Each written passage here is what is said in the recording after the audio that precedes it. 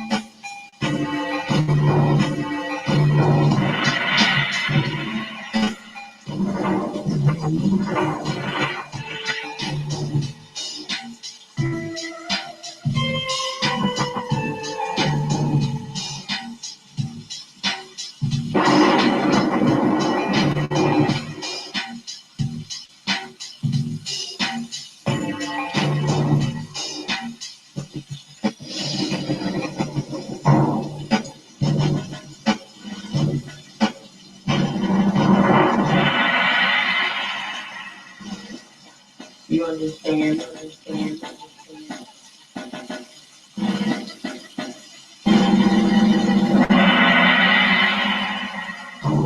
Open, dark, mind.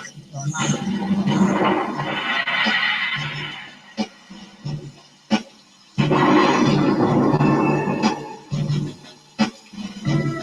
X.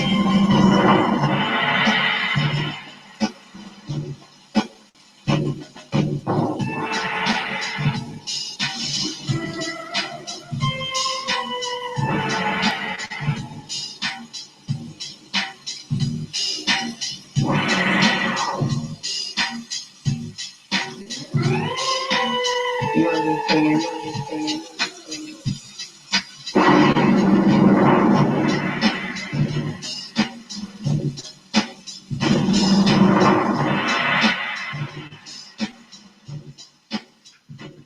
Peace, folks, and welcome back to another edition of the Proper Thought Series, right here on the old TPOT YouTube page. I'm the host X, of course, but you knew that already. That's why your black ass is here.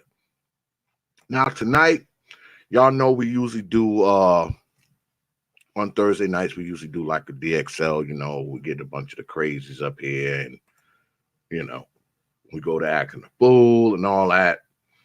But as promised, what I'm going to do tonight is we're going to do a little freestyle, We're going to do a little freestyle, we're going to let some of the usual suspects come through. And what I'm going to do is I'm going to go ahead and I'm going to put the link in the chat, and I'm going to let people come on, right? And you can come on and talk about whatever you want. I mean, you got 5 to 10 minutes, depending on how good it's going. If you come up here and you're talking some craziness, it's going to be 5 minutes.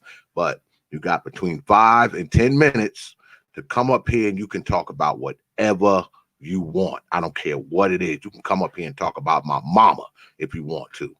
And you got 5 minutes. Well, 10 minutes if it's going good. But you got 5 minutes to come up here and say whatever you want. And if people in the chat and people on the panel, including myself, think it's good stuff, you get to stay up here. If we think it's garbage, you're out. All right? That's what we're going to do tonight. It's going to be like a freestyle. Ain't nothing formatted, as you can see behind me here. Actually, this side. See? Freestyle. All right? And that's how we're going to do it tonight. Let me do a little roll call and holler out a few of the folks. Devin Haley. What's up, Devin? What's good? Peace, Raw Black. I see you up there, man. Brother Darius, I see you up there. The Matt, the trucker, what's good with it, man? Yeah. So that's what we're going to do tonight, man. We're going to do some freestyle, man. You know what I mean? Yeah. We're going to do some freestyle. Like I said, I'm going to go ahead and start right now. As promised. Plus, a couple people wrote me and they was like, "Oh, Ed, you said you was going to do a freestyle last night." Yes, I said I was going to do a freestyle, and I'm going to do it. I'm going to do it, just like I said. So I'm gonna put that here in the chat. Bow. There that is. All right. There that is. All right. See that up there? So if you wish to come up here and opine and speak and convince us that we should be listening to you, feel free to do it. And oh yeah, I appreciate that, Brother Stork, one of my loyal followers right there. Brother Stork, one very loyal follower of mine. Y'all know we on that Cash app now, man. The Cash app is $, see, X, I'm old, but I'm trying to get trendy like everybody else. So the Cash app is $capital TPOT Media.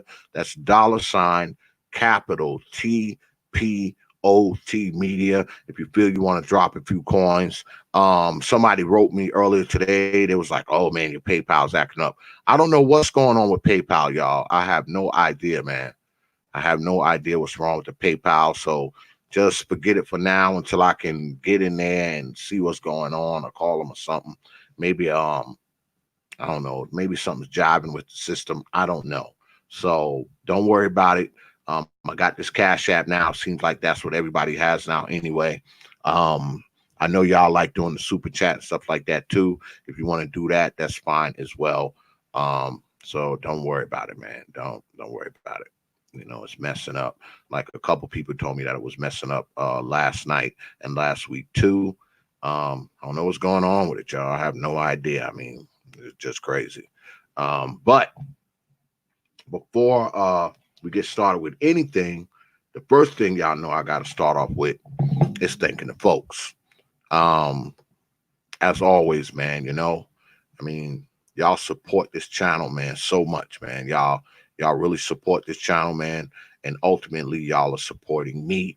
And like I always say, man, you don't have to support this stream. You don't have to show up here every damn week. You know, you don't have to drop your coins on this platform. You don't have to do it. You don't have to watch these videos.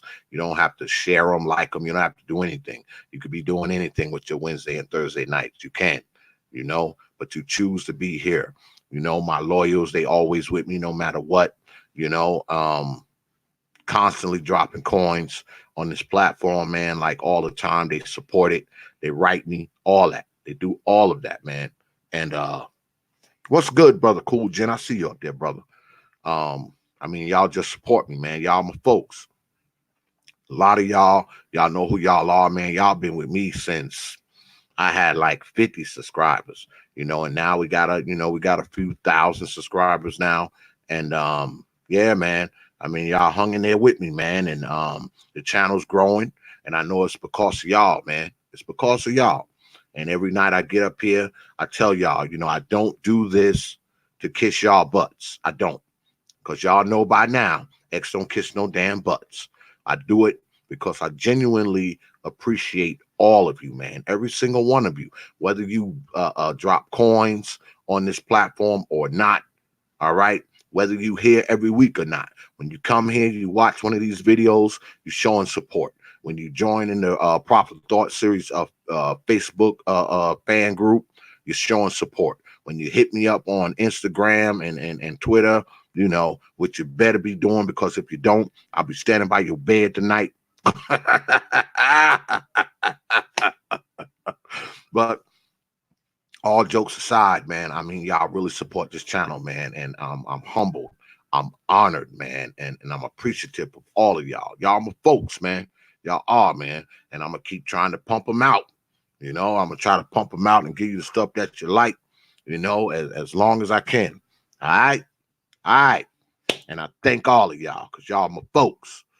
All right? So let's get started. What's good? Speak on this, YouTube. Unsunken one, what's good, man? Like I said, y'all already know. If y'all was here last night, y'all know what we doing tonight. I'm gonna put the because I know y'all probably thought we was gonna have like somebody up here, and now tonight, you know, as you can see behind me here, freestyle, man. You know, we're gonna get up here and it's gonna be like a game show. What we're gonna do is we're gonna have people come up, right? We're gonna have people come up, and when you come up, what we're gonna do is we're gonna let you talk. You could talk about whatever you want. Whatever you want. I don't care what it is. Like I said, you can talk about my mom if you want to. But you better make it good, because if not, you got about 5 minutes. If it ain't good enough, if you ain't talking about her good enough, you're gone. That's what we got going on tonight. Because y'all know here at the old TPOT YouTube page, we try to mix it up and do some different shit. So it's unscripted tonight. There's nothing really planned. You know, we just gonna wild out, man. You know, freestyle Thursday throwdown, if you will. So feel free to hit the link if you want to. Come on up here, spit it out. Let me hear what you got to say. And we're gonna see how it go. Who knows? You may come up here and rock out all night. All right. Because if you come up here and you saying good shit, guess what? You're going to be up here. Now, you are one of the people who decides who stays up. Yeah. You come up here and you say some good shit. Now you become one of the people who decide. All right. Because once we get the panel full, you know, we get like 4, 5 folks up here. We're going to be voting whether or not the person stays or goes. And they got to convince us that they worthy of staying. Yeah. Yeah, they got to convince us that they worthy of staying. And you might get up here and rock out all night. Who knows? It all depends. Like I said, freestyle. No script. Okay? No script. No special guest. No special effects. None of that. All right. Well, of course, I'm going to be playing, you know, special effects and shit. I'm trying to find my horns and shit because I don't know. I got to look on my soundboard, see if I still got that buzzer sound, because I'm gonna throw that up there. That's gonna be you getting kicked out sound and shit. Because you know, X got a little bit of sound. Just like if you get up here and say some crazy shit, you're gonna get this.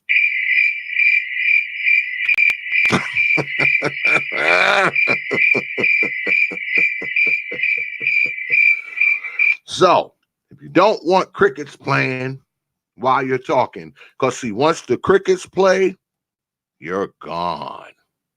Yeah. You're gone. Yeah, we might can let that be the sound, right? That could be a kick out sound.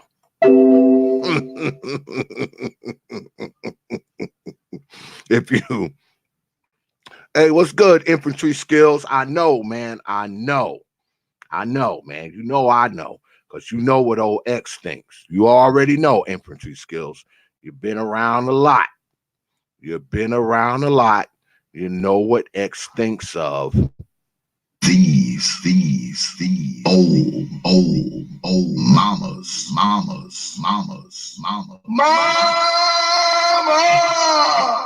Brother infantry, you already know what it is. You've been around a while. You already know what it is, brother infantry.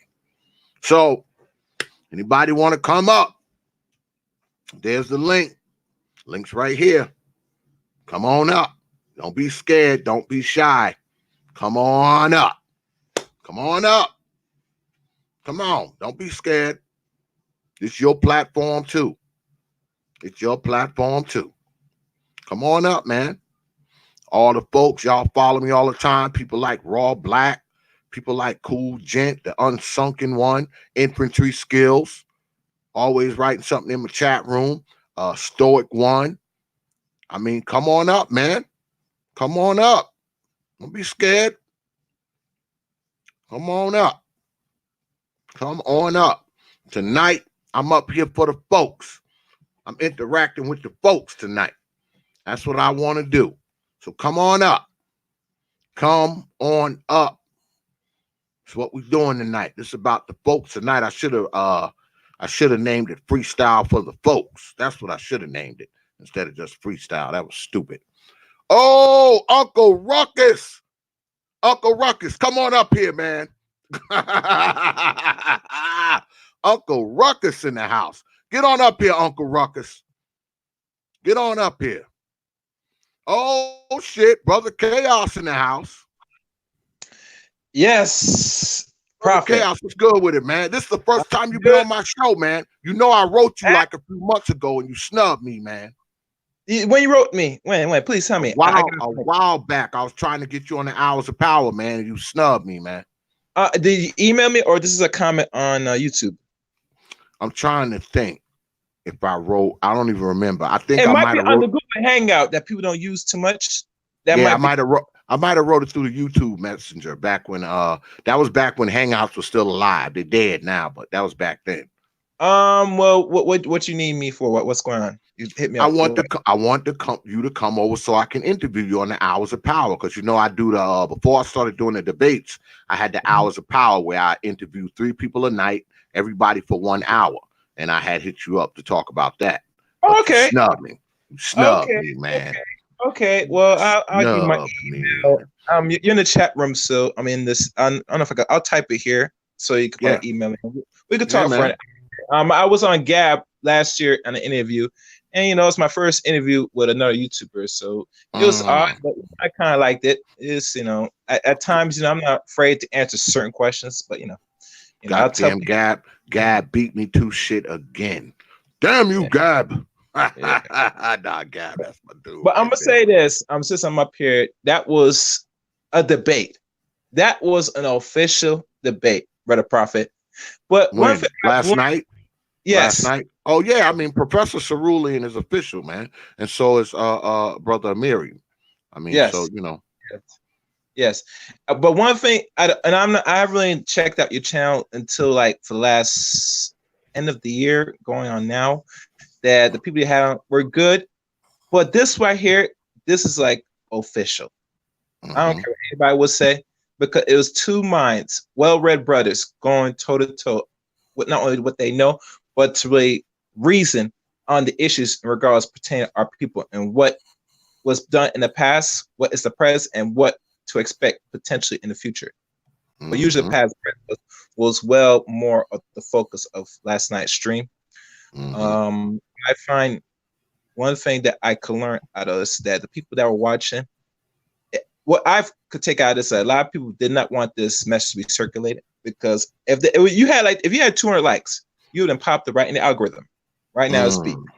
But they know what's going on. That's why when you had the ass likes, and they were there, they would watch, they didn't want to give it to you because they know the power of YouTube and the algorithm. They can't something like this circulate. True. It's gonna make people think. That's true. And you know how Negroes don't like to be thinking nowadays. They want to stay in this box. They want to stay asleep. They want to sit there. They want to continue Prophet with the same stupid talking points about black people. Yeah. Well. And I say Amir is a bad bear.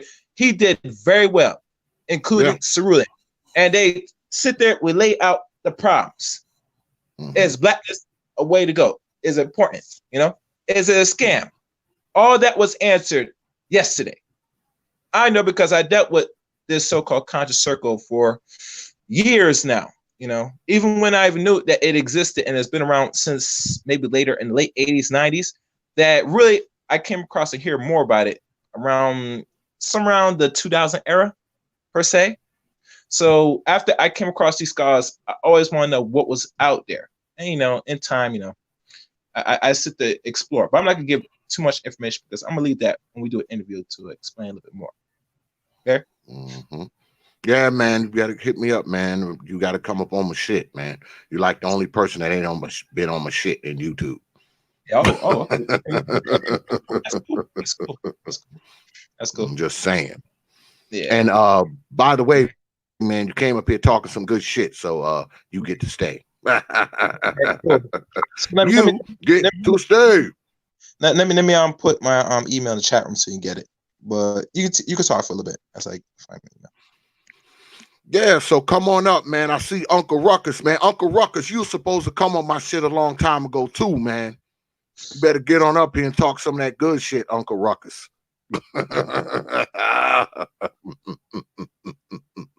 Come on up. The link's in the chat. This is for the folks tonight. Now's your time to get on up here and say whatever you want. You can say whatever you want. Come up here and talk about whatever you want. You got 5 minutes to convince us. Because, see, now you don't just got to convince me. You got to convince Brother Chaos, too, because he's up here now. See how that works? So, see, y'all should have came up when it was just me. It would have just been my vote. Now he's up here, so you got to convince him and me now. So come on up. Don't be shy. This y'all night. This is for the folks. I told y'all last night this is what we was going to be doing. So y'all already knew what it was. So come on up. You got something to say, even if you somebody that don't like me. I don't got a problem with that either. If you talk good enough shit, you will get to stay. Now, of course, if you come up here and you talk about some shit that we don't give a damn about, you will be getting this.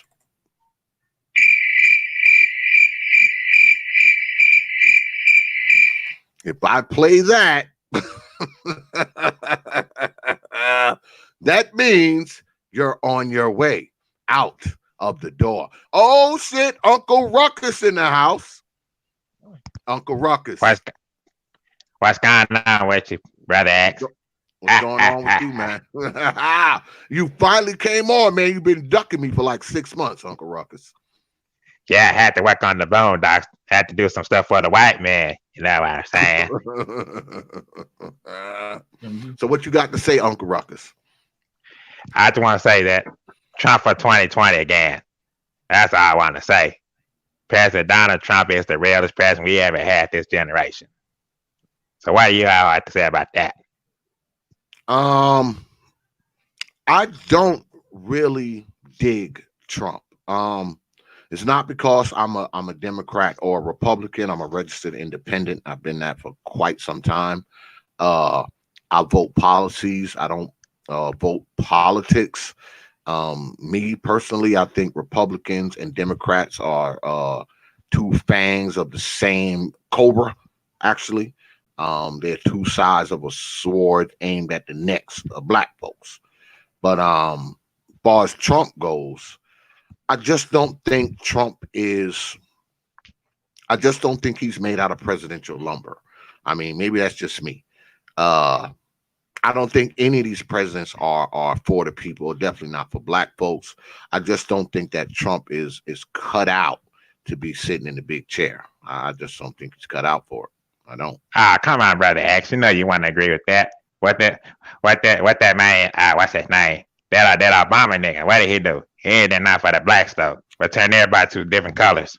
That's why all he did. Well, that's what I'm saying.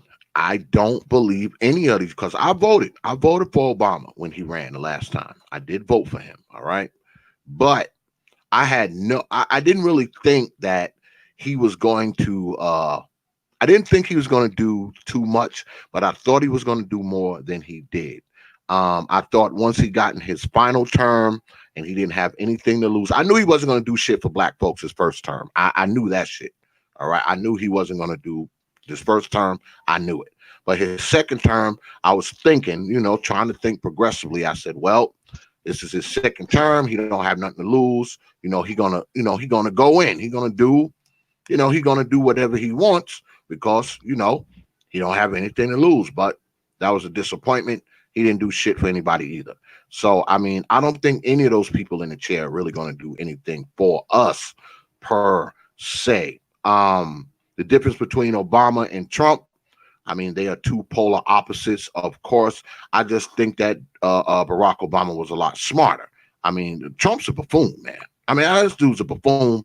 He doesn't even try to be presidential. And he's told what I know politicians lie, but I mean, if lies was flies, the White House, you wouldn't even be able to see it. It'd just be covered with goddamn flies and shit.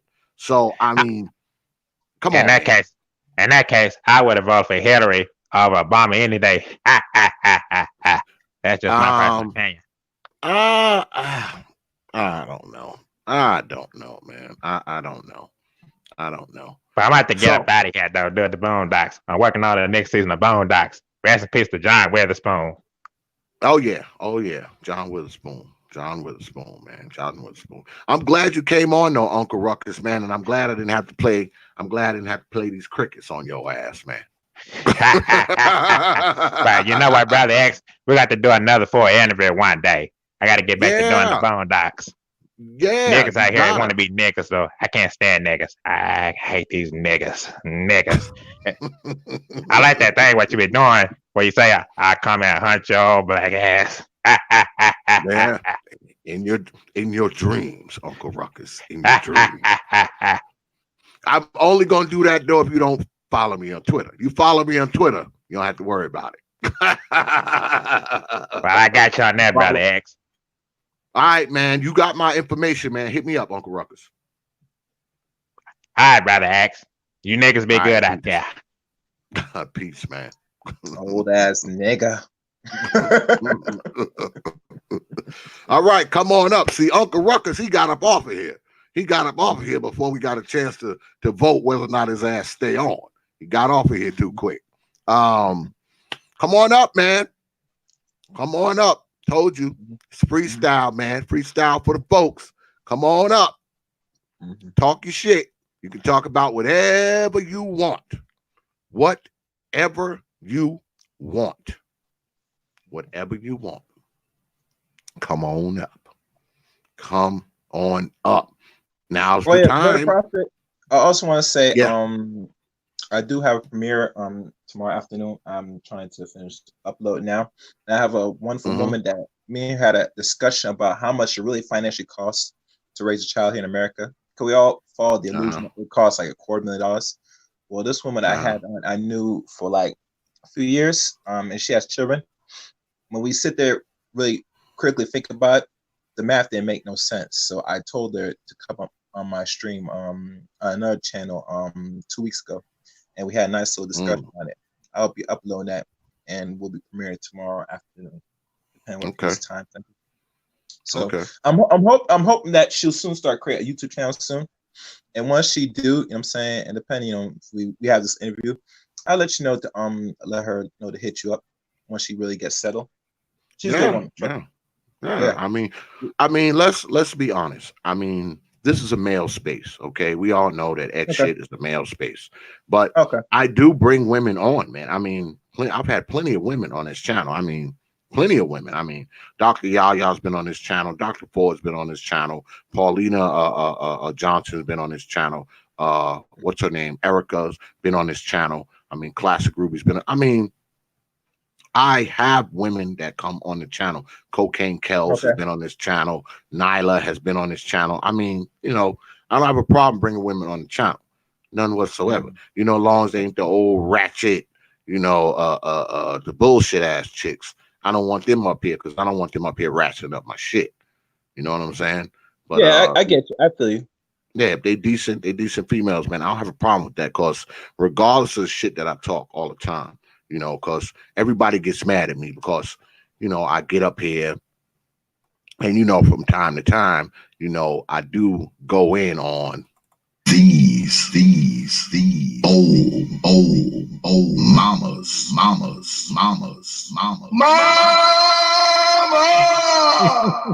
You know, I go in on these old mamas for what they do to the kids and shit like that. But I mean, I'm not the lady hater that a lot of people try to make me out to be. I'm really not. I mean, I don't hate black women, man. I'm married. Me and my wife, we've been married this year. We'll be married 19 years. I've known my wife for 21 years. All right. All right. She's the only woman willing to put up with my black ass. So shit, man, I got 2 adult grown daughters that are black. All right, I got sisters-in-laws. I have a lot of women around me, you know, and they got some fuck shit with them too. All right. And I've never been one to say I hate black women or no shit like that, because that's not the case. I just hate some of the shit they do, especially these old mamas. That's all it is. Hold on, we got Brandon L coming up. Brother Brandon, what's good with it, man? What's happening, man? Same old shit. Same old I always shit. want to come on your show, but you be going live when I be at work. So right now I'm just on break, so I was just trying to see what's going on. No, we ain't doing too much of nothing, man. This is freestyle. This is a freestyle Thursday throwdown. Yeah, man. Freestyle Friday, man. Yeah, what up, y'all?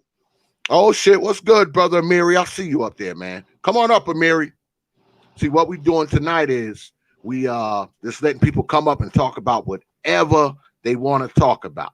Now, if we like the shit you talking, you get to stay. But if we don't, you off. You off. Hey, you ain't gonna worry about it. I'm gonna be in and out, so I ain't gonna be that long. Okay. But hey, this is my question though for the brothers, you and Chaos. Like, which y'all have a problem with SYBM? Me? Do I? Are you the one? No, not. I mean, yeah. Hell no. I'm anybody who knows me knows that I'm a true believer that black men should do what makes black men happy. I mean, now. Was it my choice? No. I mean, you know, I fell in love with a black woman, and you know, we got married, and you know, we've been together for like 2 decades. Right. 2 decades.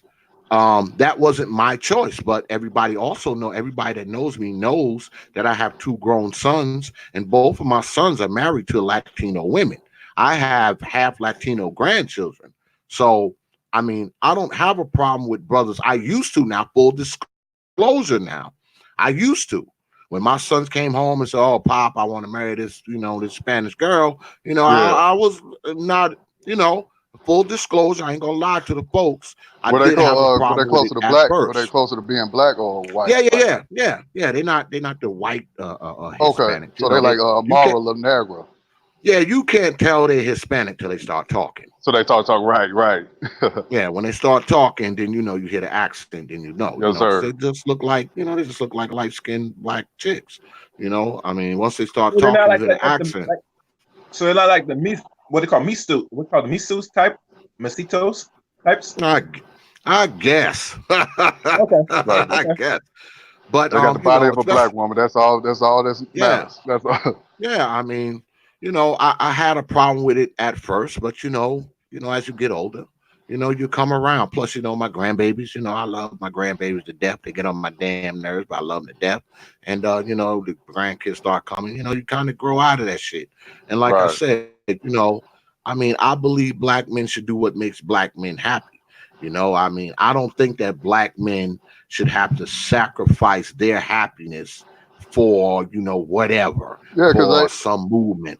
yeah, I just don't believe in that shit, it's like man. nobody's questioning black women when they want to date out. They want to go across the country, whatever. You know, they can do whatever they want. But as soon as a brother want to do something, oh, that's weak. You're selling Yeah, out. You coon this, coon that. It's like, damn, man. no, You know, let the brother do what he want to do. He ain't hurting nobody. no, that's not my point of view, man. I So mean, Brandon, whatever. but If been you fucking. if you like Uh, if you like women from Mars, and that Martian You, woman hey, make as you long as you're a happy, heterosexual black man, you yeah, good with me. go on to Mars, and you and her have little half Martian babies. If that's what makes you Yes, happy, sir. brother. What's Straight up, up. Chaos? it was good. Like I said, Go ahead, I brother. did video. Chaos. I think I did stream on that already. I'm on views. Like I said, black men been fucking outside race long before even the what they call remove the what they call the miscegenation laws of 1967.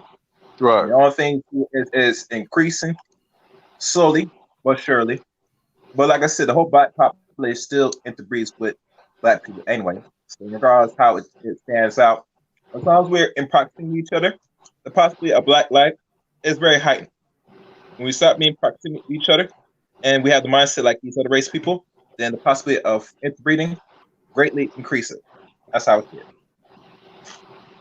Yeah, because it's like I'm just seeing a whole bunch of a lot of YouTubers just going at SYBM. It's like, damn, they a hot topic right now this year. I don't know where this came from. Yeah, it has kind of trended up a bit. You know, everybody's talking about it. You know, everybody's talking about it, and it's kind of it's crazy that it's trending as much as it is, because these are talking points that brothers have been making for quite some time. I guess now other people have, you know, grabbed hold of it. So now, you know, they're making a big deal out of it. You know, I don't know, man. Like I said, I mean, they trying to I paint it as a believe picture brothers as should a. do. They trying Go to ahead. paint it as a picture as a hate group. They hate black women only. Like you know, that's like I ain't gonna lie. I be hearing some of the brothers that come from that side. You know, do kind of sound like they, you know, they for all women except for black women. But it's like majority of them they want black women from Brazil, Africa. You know, Yeah. wherever you can find a black one. But it's like they don't get along with the ones in America for Yeah. some reason. And, you know, Yeah. my experience with black women here, you know, might not be the same as yours. You know, Yeah. they might treat me good, they might treat you bad. So I can't blame you for wanting to step out. Yeah. But see, this is my thing, brother Brandon. I believe that, you know, some brothers have saved themselves not just by way of women, and I've said this before. I mean, I feel like some brothers have saved themselves by you know, especially brothers who grew up in poverty and shit. They grew up poor. And now they're doing something with themselves. You know, they got a good job, they got a good career, they own a business, you know, they're successful. To me, that's saving yourself, black man, you know, because you got away from the ghetto and the poverty and the crime and the crack and the drugs and shit and made something out of yourself. I don't think it's necessarily about I don't think it's necessarily about women. I mean, I guess it's necessarily about women for some dudes, but yep. You're right. You're right. You know, like I think a lot of brothers have saved themselves. Yeah, they're just trying to make it seem like just interracial, just about the white woman. Like, you know, this, like I said, you know, it got some that's misrepresenting SYSBM. I will say that. You know, the top dogs I see is like, you know, Mad Bus Driver and King Sigma. Them the type of brothers I kind of look as the leaders of it. Yeah. Yeah. And shout out to SKC Sigma, too. Oh yeah, man, Brother Supreme. Him and King Sigma, man. Those my dudes right there, man. You know, I do a lot of talking. Yeah. I do a lot of talking to them behind the scenes and shit. And you know, like I said, man, I think a lot of brothers have saved themselves, man. I don't think it's just about, you know, getting ass and shit. You know, I think they've saved themselves from bad lives and shit like that, you know, especially because a lot of us, you know, because let's be honest, man, a lot of us have been raised by these old mamas. And the fact that you got away from her ass is probably you saving yourself. The fact that you got away from her and all her bullshit and all the shit she put you through, you saved yourself from that shit, because your life probably would have been a lot worse if you didn't.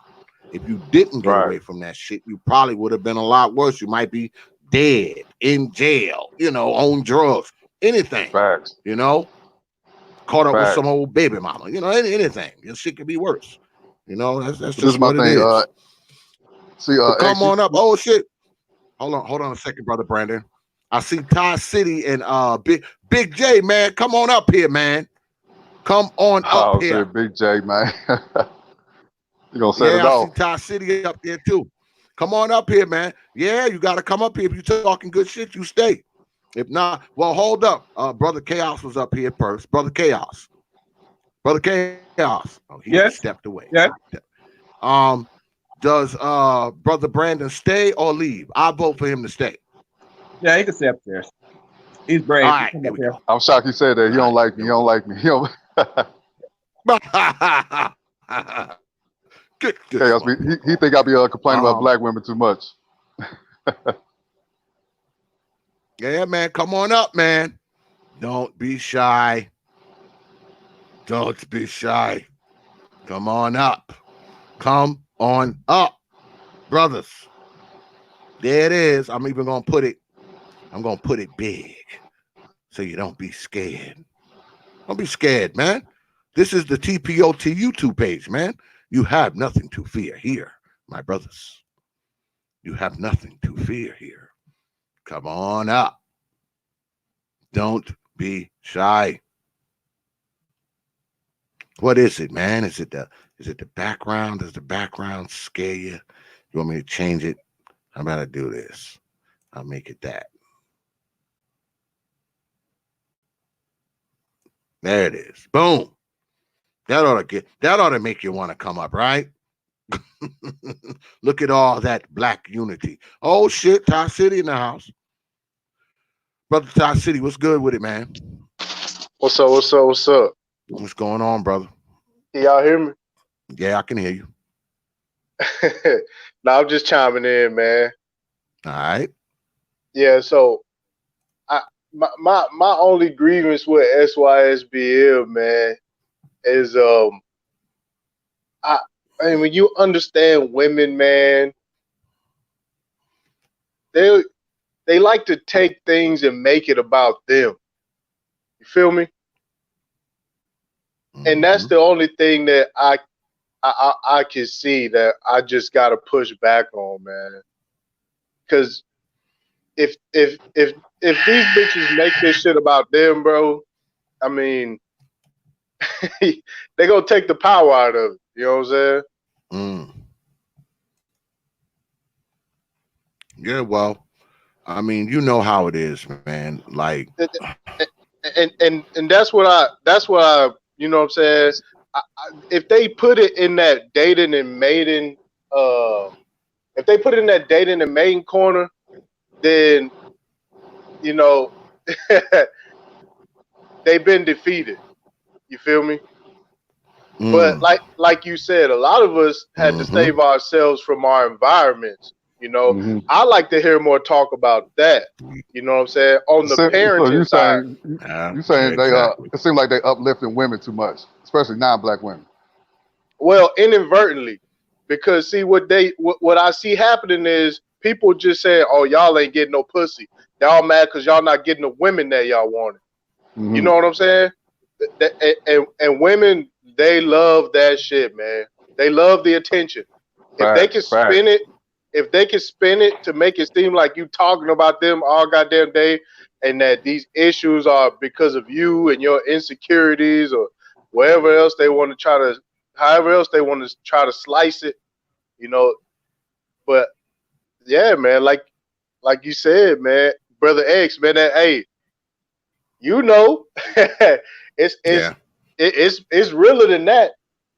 You know what I'm yeah. saying? It's life and death for some of these guys. Hey, I appreciate you having me on, X. I'm finna drop off, man. Oh, absolutely, man. All You right. know, when you come back, if you want to come back on, you got to get voted, right? You All got to get right, voted. all right, man. Peace, brothers. Peace, brothers. All right, Peace. Brandon. Peace. Yeah, I mean, I would like to think, like I've said before, I would like to think that it's not just about, getting a chick, getting some ass or whatever. I would like to think that it's not just that. That's what I would like to think, you know? I mean, if And it's, see, brother X, that's why I can't. I support it. You know what I'm saying? But I can't say, well, I'm SYSBM because mm, for, you would automatically assume I want to talk to you about some hoes yeah, or tell you. You know what I'm saying? Like that's not my struggle. I didn't have that struggle, and that's what you know what I'm saying. That's the way they making it seem. I can't tell them how to run what they doing. So I mean, I just support it from the back. yeah, yeah, man. I would like to think it's more to it than just, chicks. But even with that, I mean, if it is just chicks, if it is just chicks, I still believe that brothers have a right to do it. If chasing foreign chicks and white chicks and all these other chicks make you happy, I will not stand in front of a black man's happiness. Oh, absolutely, No, absolutely. no. But That's what makes you happy. right. That's what I'm for. You know what I'm saying? And I tell brothers all the time, you know, Mm, you got a successful marriage. I'm against marriage, but if you got found a way to make it work, more power to you. You yeah, know what I'm saying? But absolutely. that's not my struggle, really. You know, I support the guys, but see me, I've been doing this, brother X. You know what I'm saying? Mm, I've been doing this. You know what I'm saying? So this ain't nothing new to me. Dating outside my race ain't nothing new to me. You know what I'm saying? This ain't no newfound freedom for me. You mhm. know, so I mean, some of these guys, they, you know what I'm saying, they have a real bad taste in their mouth. See, me, my relationship with black women and how I feel about black women are, are because of things that happened to me as a child. You know what I'm saying? And the parenting or lack of parenting that happened when I was a child. You know, Mhm. I don't have the dating misery or you know what I'm saying, those things. So a lot of these guys, they they get in there, they start going in on black women. You know what I'm saying? I've seen the nature of all these women. So I don't necessarily just single out black women like that, you know. Yeah, I get it. I get it. Yeah. I get it, man. When I because I often talk about my sons, when we start talking about these kind of topics, and my sons, I've seen them, You know, they grown now. I mean, my son's in their 30s, but you know, I've seen them date, you know, different kinds of women. I've seen them date black women. And, you know, I never raised my kids to be, you know, prejudiced or biased against anyone. And I never told them that they had to, you know, be with somebody that looked just like their old mammy. I never told them that. Yeah, I never told them Yeah. that. You know, because my father didn't tell me that. You know, my father was like, well, you don't go out here and get somebody that look like your mama. You know, she ain't got to be like your mama.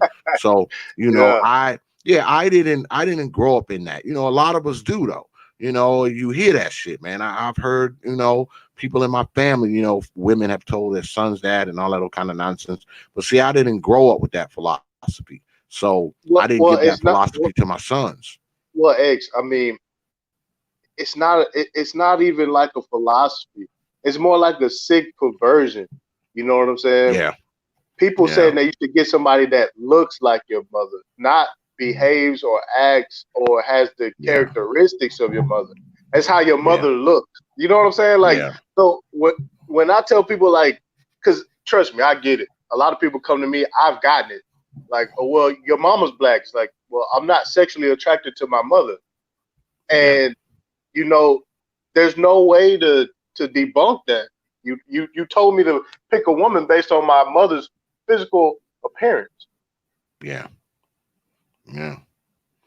Well, with that, I mean, because you know how I am, man. You've been following me a while, man, and you know you already know what I think about these old mamas, mama.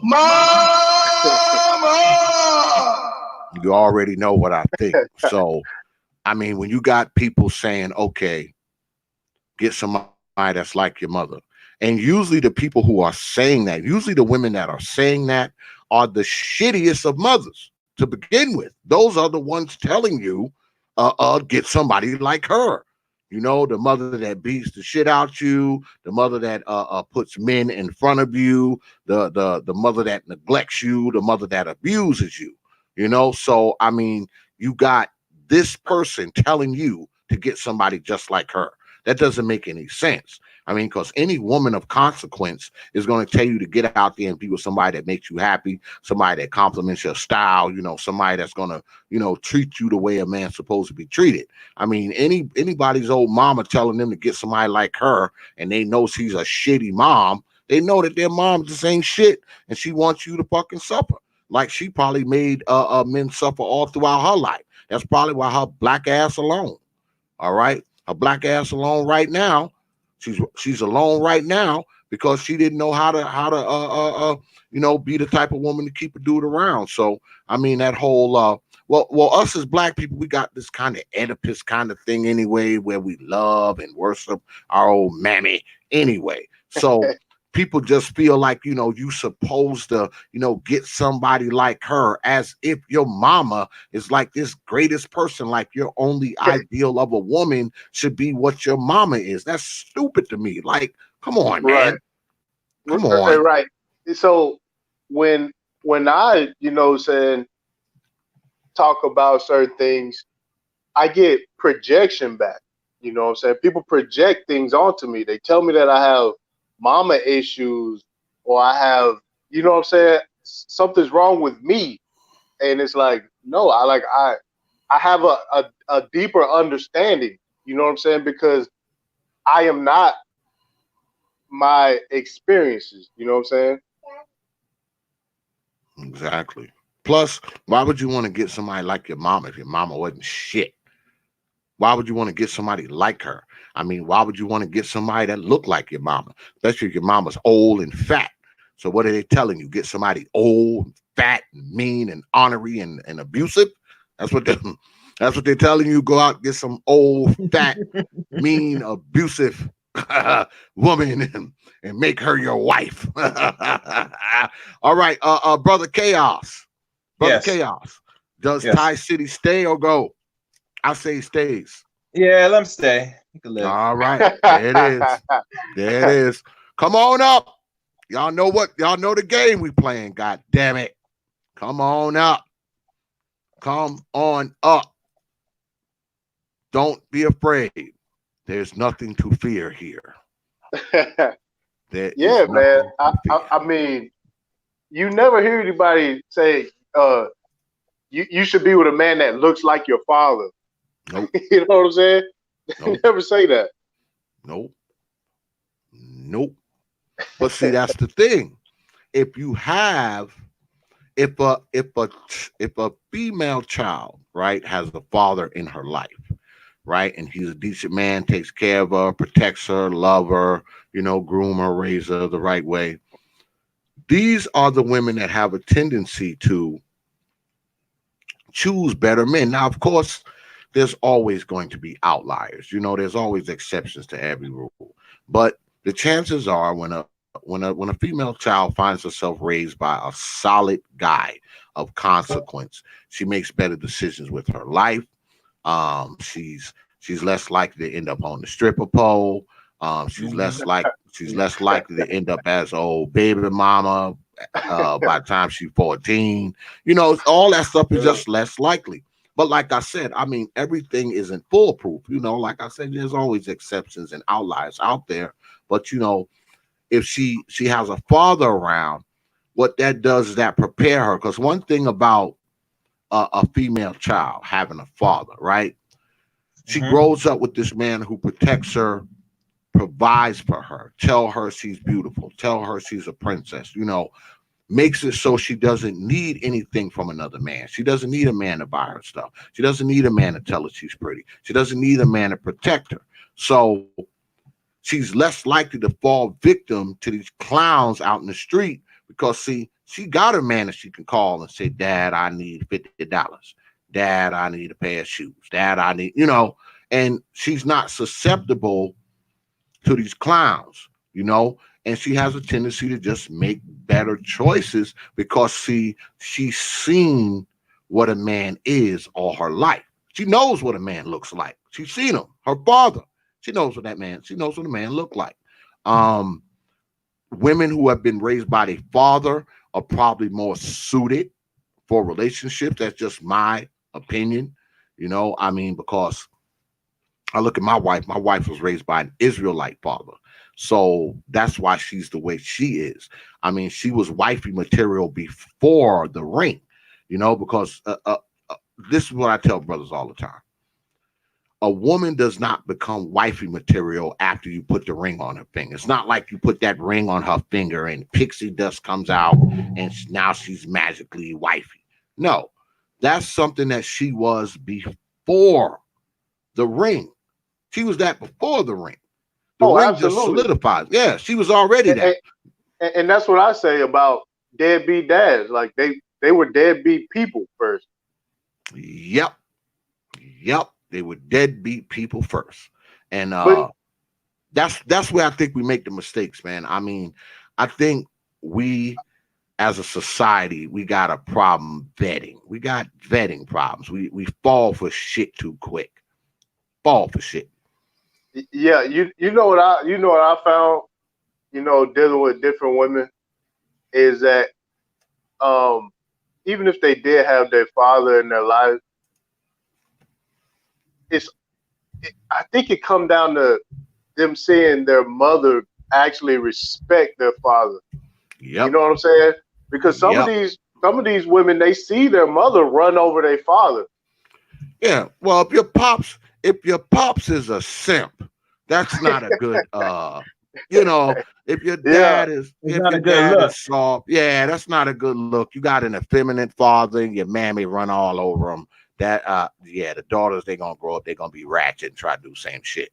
But I'm talking about when your father's a man of of competence and consequence, like the dude I was raised by. I mean, my father was like a silverback gorilla. He ain't play no fucking games, boy. His house was a castle. He ran that shit with an iron fist. So you didn't fuck around in there. Yeah, you ain't fuck around in there. I didn't start fucking up until after I left my father's house. I mean, when I lived there, he ain't tolerate that fucking up. No. Hey, I'm gonna tell you something, man. I was over on the Game Changers panel, and this female came up talking hot shit. Just they don't. I'm looking for a man that's like my father. I want a man that's like my daddy. They don't make them like my daddy no more. Mm-hmm. And you know how we pick them apart. Yeah. She started talking, and come to find out, her parents got divorced. I was like, if your father was so good, then why'd your mom divorce him? You know what I'm saying? So if you're looking for a man like your father did, more than likely you're gonna divorce him. Yeah. Yeah, you're looking for somebody who's gonna end up getting divorced. And that's what I'm saying. Like your father wasn't that good. Either he wasn't that good or your mother was, you know what I'm saying? You know what happened. Yeah, well, I'll say this in the brother's defense, even though I don't know him. I mean, you can still be a good father and not be with the old black ass mammy. I mean, you can still raise your kid and give your kid guidance and shit like that. You know, if you're, like I said, if you're a man of consequence, okay, if you're a man of consequence and you care about the upbringing of your children, because I know a lot of brothers who aren't with their children. Not to give y'all a bunch of anecdotal bullshit, but I mean, I know a lot of brothers who don't live with their children, but they take very good care of their children, spend a lot of time with them. They're their father, and they and their kids respect them and love them. So you can still be a pretty decent father and not be with the old black ass mammy. You probably, a lot of times, you probably get to be a better father because when you with the kid, just you and the child, you don't have the influence of that old black ass woman, just putting poison in the punch and shit, because women have a tendency to spike the punch, they just do. I mean, they will try to get the child, they will try as hard as they can, and sometimes they do it without even knowing it. They will turn the child against the father, especially if the father is out of the house, he done left, he done found him a younger girlfriend or some shit like that. They have a tendency to try to turn the child against the father. And the only thing the father has to fight back, he with is the time he spends with the child. He can't fight back with anything else. So when he get his weekends or his summer vacations or his Christmas vacations or whatever he gets, that's the only thing he has to fight back, whatever negative influences this woman has poured into the children's head. That's all he has, is the time that he spends with his child and convince his child, that, even if the mama lying and all that old kind of bullshit, to try to convince the child that, he does love the child and care about the child and wants to be the child father. I believe action speaks louder than words. So, as children grow, and if they got an old lying ass mama, they'll eventually see that the shit that she's saying about the old man isn't true. If they see. I mean, and that's what we came down to, was just saying that if your father was such a good man, how come he wasn't good enough for your mom? Mm. And I mean, she just doubled down on it. Not even realizing that she just came in with, just running her mouth. Yeah, well, often that's what they do. I mean, one thing about women coming into male spaces, right? Because there's a lot of male spaces, right? There's a lot of male spaces on YouTube, especially on this side of it. And women have a tendency to try to come in and, they try to speak freely. They come in and they try to speak freely. But I think a lot of them don't understand what they're up against, especially when they come up on a panel. They come up on a panel of men who think a particular way. They don't know what they're coming up against. And a lot of them get ice water injected into their veins rather quickly because, they think they done came up on the set of The View or some shit. They think they done came and they done pulled up a chair on The View with Whoopi Goldberg and all the motherfuckers. And when they find out that, this is more like, a rated R barbershop, this ain't The View. So, and I think they get lost in that sometimes, man, because see, a lot of these women that get up here and talk and they come to these kind of spaces, See, they're used to coming in the midst of guys and saying this old bullshit. They're used to it. And then they get around, get around some of these man spaces, and it's like getting a ice cold bucket of ice water with ice cubes and it splash in your face. but X, the double, triple, quadruple down is the funny part, because like, if your father wasn't good enough for your mother, right? But you see him as a good man, then why is he good enough for you but not your mom? Like, what's the issue? That it's like she just would not say her mom did her dad dirty. She just wouldn't do it. Well, the reason why she wouldn't say it is because it's probably true. It's probably true. Yeah, I mean, this is the thing, man, especially when we talk about our old mamas, boy. I mean, we as people, man, we don't like to indict old mama no matter how bad she is. It's like mama is the one that had us. We came out of her body. We're part of her. We act like we respond by indicting our mama the same way we would respond if you tell us to take a sledgehammer and hit our own hand with it. We're like, no, that's our hand. So we like that with old mom. It's like we still got the fucking umbilical cord connected to her and we still feeding off of her, feeding off the shit she eat type shit. That's kind of how we are as black folks. I don't know why. I guess because we are a society of people who puts mothers up there. Mothers really don't have to prove themselves. Fathers do. I mean, a mother doesn't. Yeah, she don't have to prove herself. I'm gonna tell you something, man. The clarity that I gained from calling my mom out on some things, right? I don't think that my brothers will be able to do the same thing. And I don't even, we are grown now, and I think the conditioning is so hard that I know she ain't told none of my brothers about the talk that we had, and of course not. I don't think that it's my position to bring it to my brothers like that, or try to make them see things how I see it. Yeah. I don't think they can handle it or take it. I'll fuck around and lose the relationships that I have with my brothers. You know what I'm saying? Well, this is the thing, brother Ty City. They have to come to that recognition on their own. Because no matter what you tell them, I mean, how they think is how they're gonna think regardless. So yeah. I mean, they gotta come to that revelation on their own. They gotta say to themselves that they want to be free. See what it is. I'm gonna tell you what it is, and you may not like me saying this, but she has more of a matriarchal hold over them than she had on you. Oh yeah, that's what it is. Absolutely. Like my brothers, they take her advice. Like, okay, so I remember I was in a relationship with a female, and my mom tried to tell me something. I told her, I was like, I'm not taking relationship advice from you.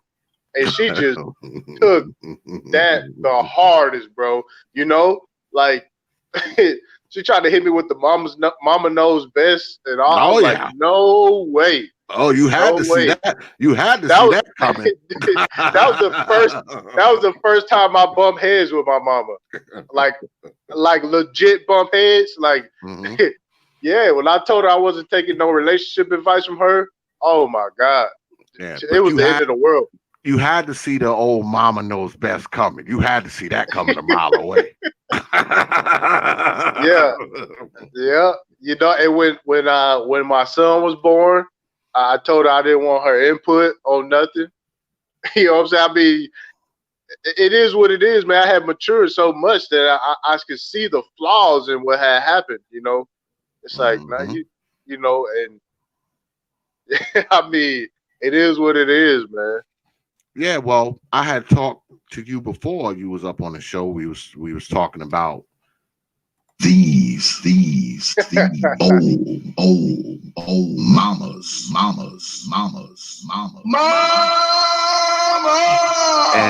And you had told me, that you had confronted her, and you finally, stopped keeping the secrets and you feel free, man. And I'm glad, man. I'm glad that brothers do it, man. I am, because I'm big on that shit, man. I'm big on that whole, mama having this hold on the brother shit. And I'm glad that brothers, because when I do it, I'm not doing it for them, man. I'm not doing it for these women, man. I want brothers to be free because I know it holds them back. I know it does, man. I've seen it. I've grown up with dudes, man. When I was a young guy, I know dudes, man, that are my age, man, in the 40s and 50s, that are still kind of, they still kind of suffering from that shit. Because they never kind of got past it, Yeah, I mean, it's one of them things, man. You grow up in a house with what I'm saying, where it's just your mom, and you fear your mom, and you revere your mom, and then when you get let loose into the world, man, you don't got it. You don't. Yeah. You just don't got it. You know what I'm saying? You don't have it. Yep. So You'll never be free. You'll never be free till you let it go, man. You never will. I'm telling you. I mean, some of us, we let it go, and those are the ones that are free. The ones that hold on to that shit, man, that shit fucks you up for the rest of your life. And some worse than others. I mean, why you think you got these dudes, man, who they 40 years old and they still live in their mom's basement and shit, man? Because, they were never, freed from that shit. They followed mom's advice, did shit the way she did it, and, listening to her bullshit. Now this motherfucker 45, and he living down in his mom's basement and shit. Like, come on, man. That ain't no way for a brother to live. I don't give a fuck what you tell me, man. And I've had people tell me, oh, well, X, you don't know. He may want to live down. No 40-year-old man wants to live in mom's basement. He's living there because the motherfucker don't have nowhere else to go, or he ain't trying to go nowhere else. Because I'm telling you, people, oh, X, you don't know. He might want to stay with his mom. Bullshit, not if he's 40. Shit, he's 40 years old. He want to be living in his mom's attic. Come on, man. Any motherfucker that say that shit is something wrong with that motherfucker. Because you hear people, they be like, you get a motherfucker, he's 35, 36, 37. They're like, yeah, man, I live with my mom's right now. Motherfucker, you never left. What do you mean right now? It's not like you left and came back, motherfucker. You still in the same room you was when you were 12. It's the same bedroom. What do you mean right now? You never left. Shit, man. I mean, you hit something on the head too, where you said they take advice from their mama. Hey, you a man taking advice from your mama. Like that's how you end up in her basement at 40. fucking listening to her. Shit, you fucking listening to her? Shit, boy, you gonna be living with her till she dead. All right? You ain't never leaving. You listen to her about your life, about what to do, and all that shit. You will be in her basement, 45 years old, in her basement, yelling upstairs from the basement, Mom, we out of cereal. You like 45. You like 45 years old and shit. Mom still buying your cigarettes and shit. Like, come on, man. So that first woman I had got into the relationship with, I was in my mid-20s, and we had been together for like a year, and I told her straight up, I'm not gonna be married. You know what I'm saying? I'm just not gonna be married. That's not my thing, especially not right now. And she had just graduated from college or whatnot, and her mom, right? Her mom was telling her, no, you need to get married. If he don't marry you within this amount of time, blah blah blah. And so I'm like, yo, you need to tell your mom to chill because she not running shit over here. Like, this not how it's gonna go. Long story short, bro, Mhm. we split up. Her mom introduced her to this guy.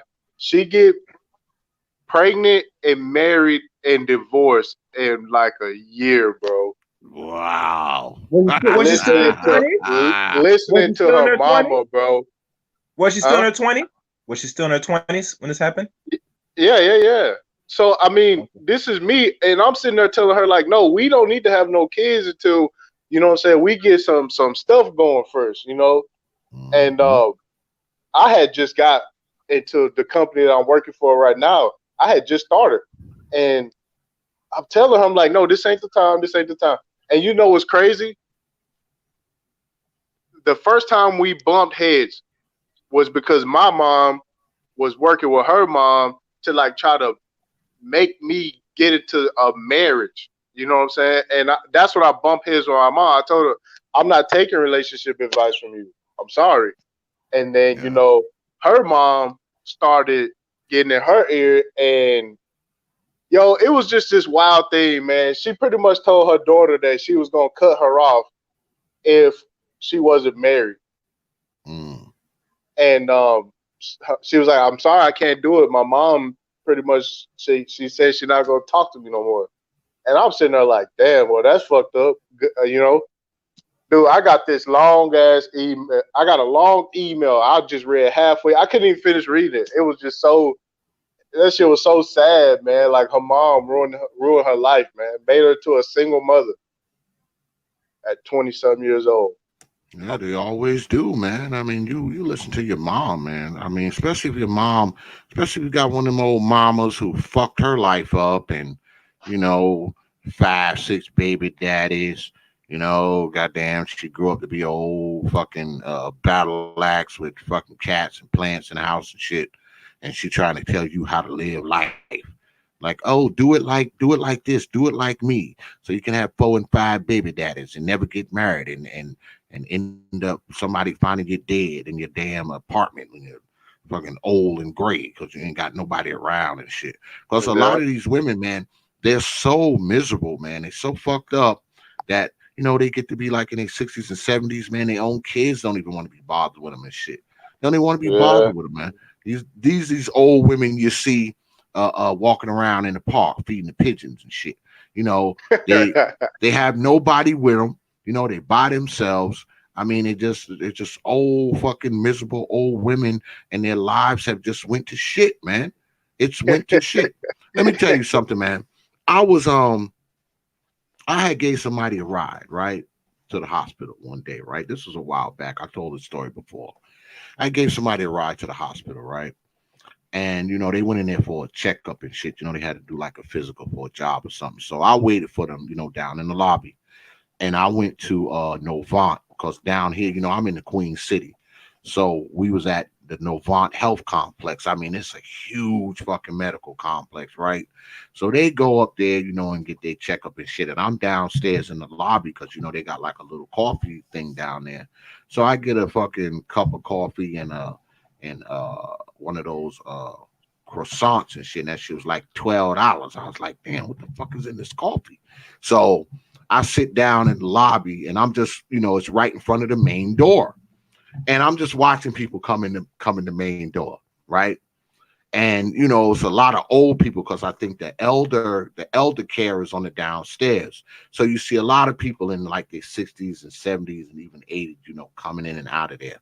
And I saw a lot of OGs coming in, man. And every one of those old fellas came in there. They either had a young guy with them, they had a nurse's aide with them, or some of them even had young girls with them who may have been their nurse's aide or their girlfriend. I don't know. Every one of them OGs came in there with somebody. I seen, I don't know, maybe 20, 25 of them. But I also saw a lot of old ass women coming there. And every single one of them old ass women came in there by themselves. They was on their canes. They was pushing walkers. They were, one lady came in there rolling her own wheelchair. And every one of those old black women that came through there was by themselves. I was like, God damn. I'm like, how all these OGs come in here, got people helping them, get on into their appointment or pushing the wheelchair or, they got somebody with them. But all these old ass black women are coming in here by themselves. And they somebody, mama. Ain't that many black women in a group, and none of them bitches ain't got no kids. We know that that's not true. That's just not true. Now you there's somebody, mama.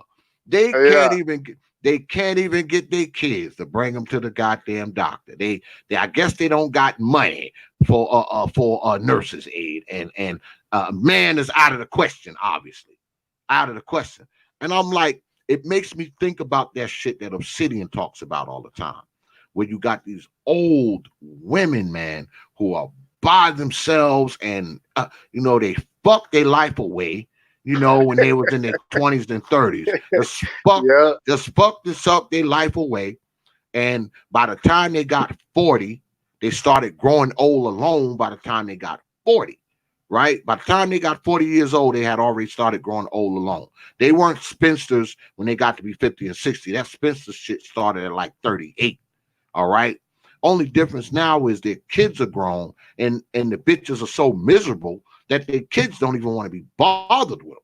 Obviously, their kids don't even want to be bothered with them. Ain't no man fucking around with them, because men stopped taking interest in them 30 years ago.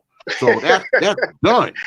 So now they're just on their own and by themselves, barely can get by, probably live in some old ran down apartment that's smaller than my bedroom, and they just fuck their lives up, man. Their lives are just shit.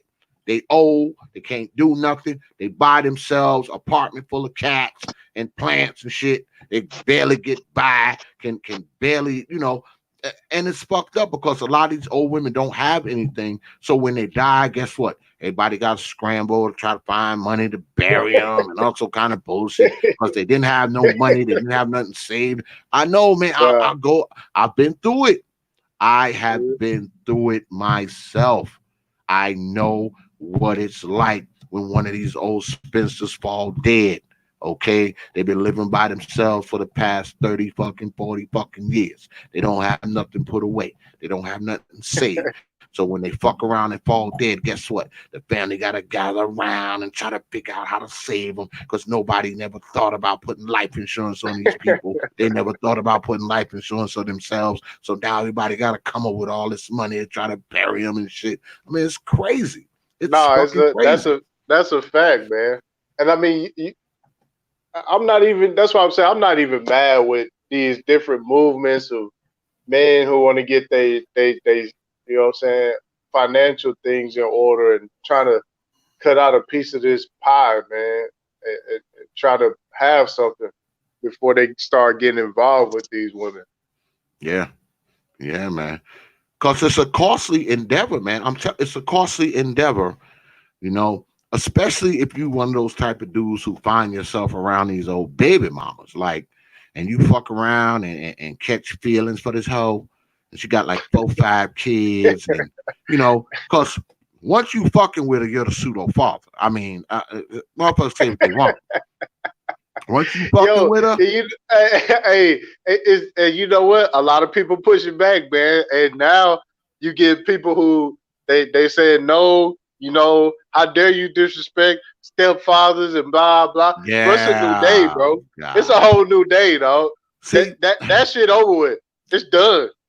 We appreciate the old stepfathers, but ain't no new stepfathers. That shit is so 1975. That shit is 1975 like a motherfucker, man. Because brothers ain't doing that shit now. That's what I'm saying. Well, the Negroes who, living in the woods and ain't got nowhere else to stay, they'll come move in with a bitch that got like 4 kids that beats living in the park.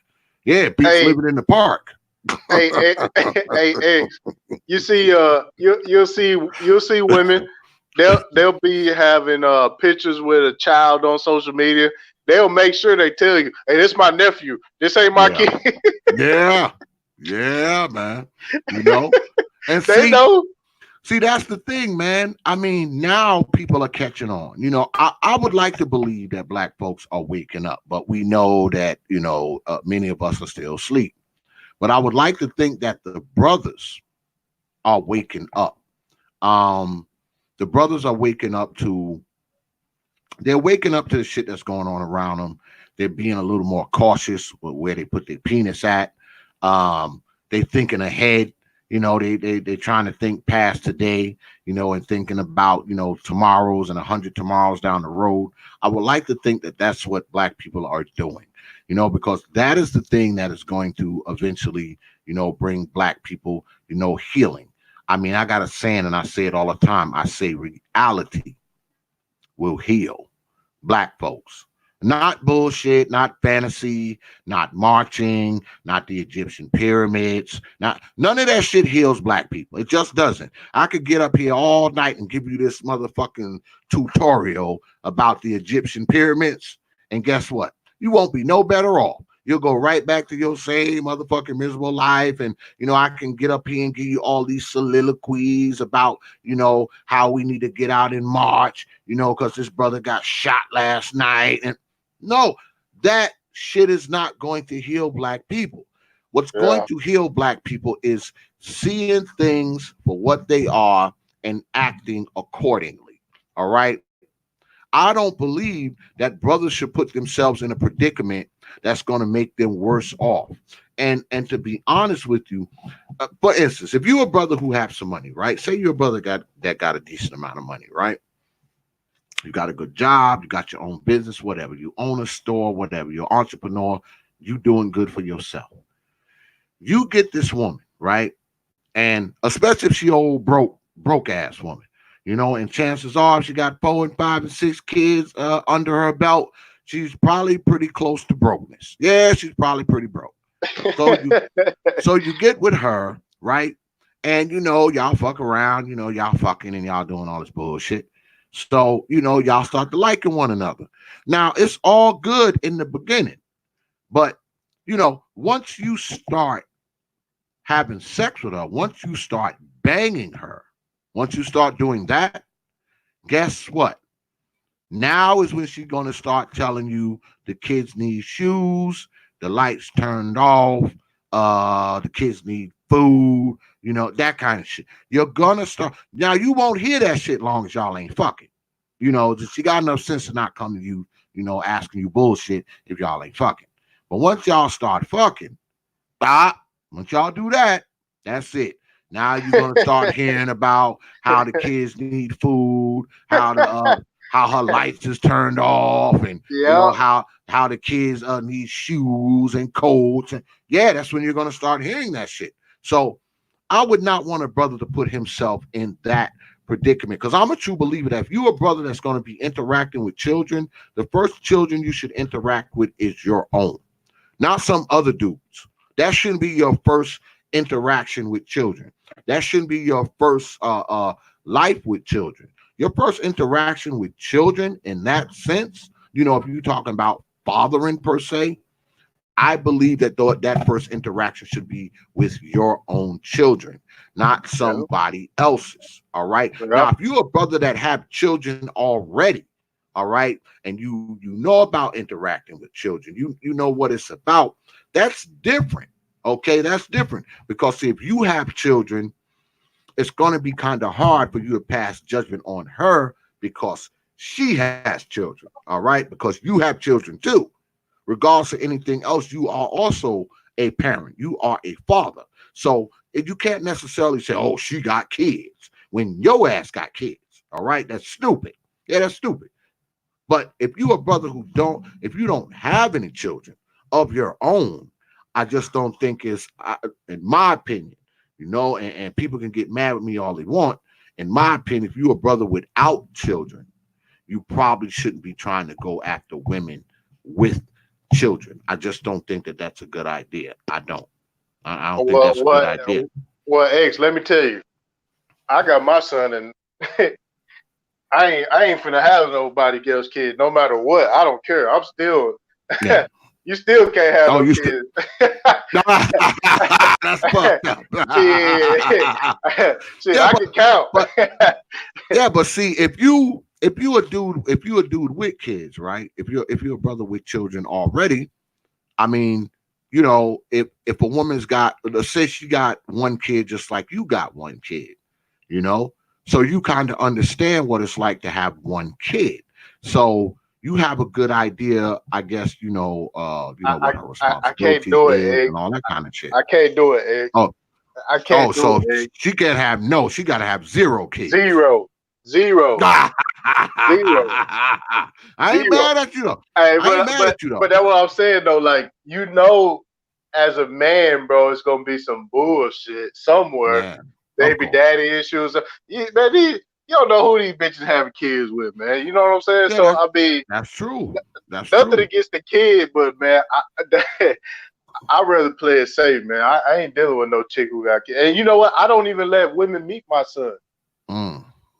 You know, because I deal with women when I want on my own terms. I don't get into no relationships with too. Ty City, how did they want to deal with what they call baby mamas drama too with some of the women? It applies. Nah, bro. It's different, bro. Yes, it does, brother. Yes, it does. Nah, bro. It's different, bro. Yeah. Because you know what, man? Like, I don't let women control anything around me. You know what I'm saying? When men get into another man's space, that's a different game you gotta play. You know what I'm saying? So, yeah, it is. It is. So it is. It is. Because y'all can come on up, man. Come on up. You know, we just kicking the shit. But like I said, tonight, you can actually come up here and you can talk about whatever you want to talk about. You know, of course, we talk about these old mamas right now. But, you know, I mean, if you want to come up here, like I said at the top of the hour, you can talk about whatever you want. You can come up here and talk about some shit that don't got nothing to do with what we're talking about if you want to, you know. But remember, after about 5-10 minutes, we get our vote on, and you might get voted up off of this motherfucker. I'm just saying. Go ahead, brother Ty City. Yeah. So I mean, a lot of guys, man, you know, they don't have custody of their kids, man, and I kind of feel for them because, bro, I couldn't imagine my son being in a house with another nigga, bro. You know, and I mean, I know some people got to do it. Some people, you know what I'm saying, that's their situation. But, man, a bitch will be uncomfortable dealing with me, having my son, you know what I'm saying? Yeah. It just be uncomfortable because I be, my foot would always be on your goddamn neck. Yeah, it's a tough deal, man. When you know, because there's a lot of variables to think about, man.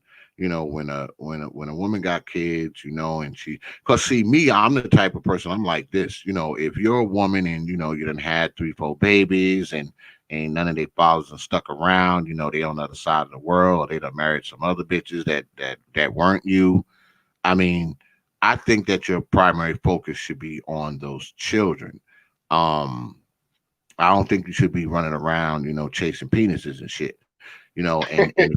And if you are, you know, if you are going to be chasing penises from time to time, you know, I don't think you should be doing it in the presence of your children. I think that you can, you know, go off and, you know, get your piece of dick or whatever you're going to do and then come on back, you know, and take care of your babies. I just don't think, I think that your primary, because one thing about a man, when a man is in a child's life, that's his primary focus. I mean, when a man is in a child's life, the child is the primary focus. It just seems like a lot of these women, you know, they have the children, you know, and let us be clear. I mean, more often than not, 9 times out of 10, when you have kids, if shit goes south, the kid gonna end up with you. Even a lot of times when the brother go to court, the kid still ends up with you. So it's like, you know, you got the kids. So that should be your primary focus, man. It shouldn't be, you know, chasing, trying to move some dude in the house.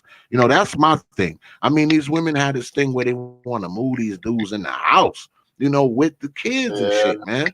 You know, that's just asking for problems because, number one, if you meet a dude and a dude, you and him have just met, and he's willing to move in there on top of your kids, that should be a red flag for you right then and there. Okay, because number one, a man ain't that quick to give up his freedom. Okay, a man ain't that quick to just jump up and come move in with no woman. I know when me and my wife met, right? And you know, not to bore y'all with my story, but when me and my wife met, right? I had my own condo. Okay, when her and I met. We didn't move in together and get a house together, man, until we were already married.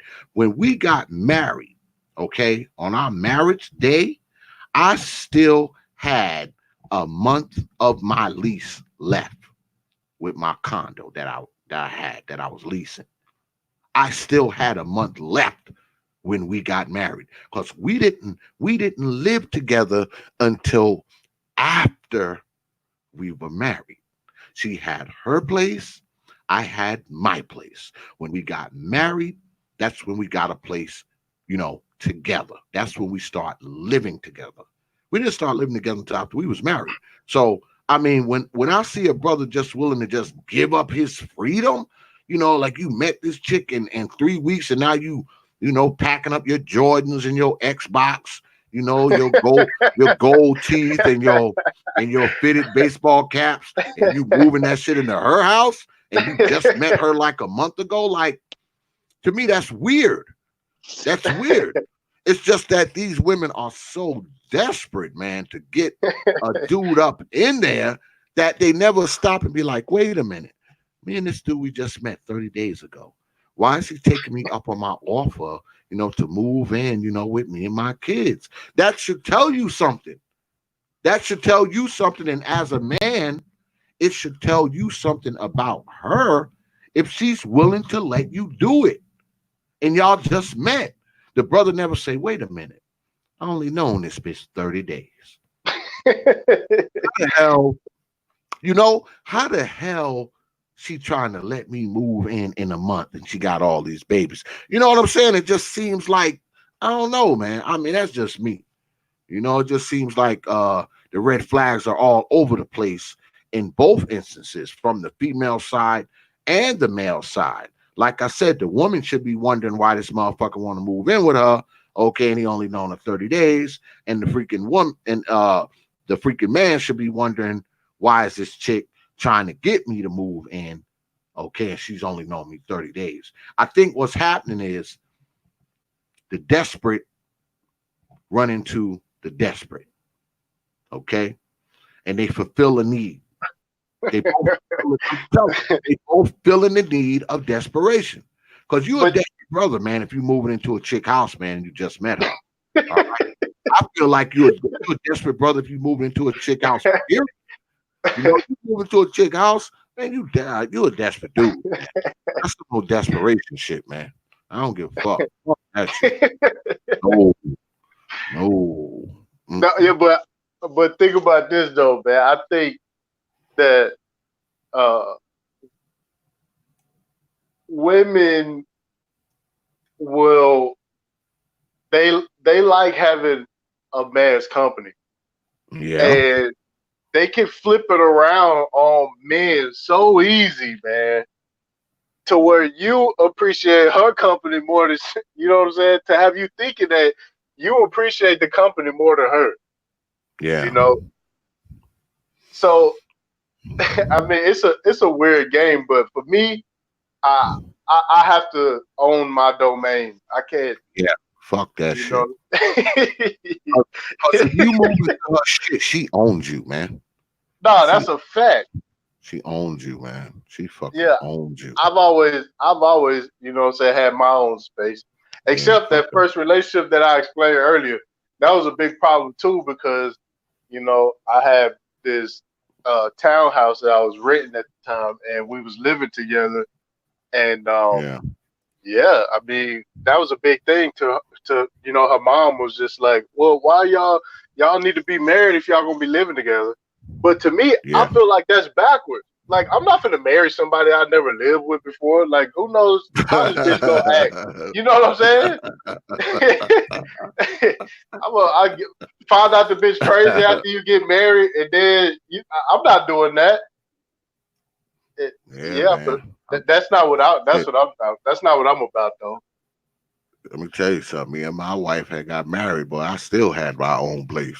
I still had that shit, but like a month after that shit.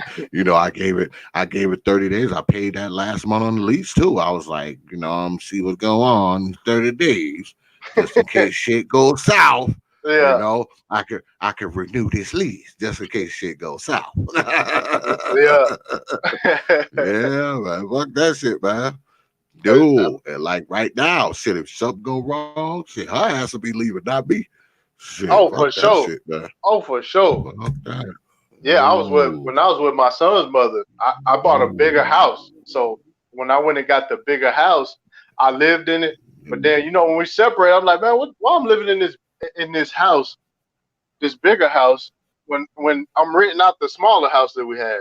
You know what I'm saying? So Yeah. now I just moved back into the smaller house. And I mean the bills are cheaper, it's just better, and I'm getting more rent money out of the bigger house.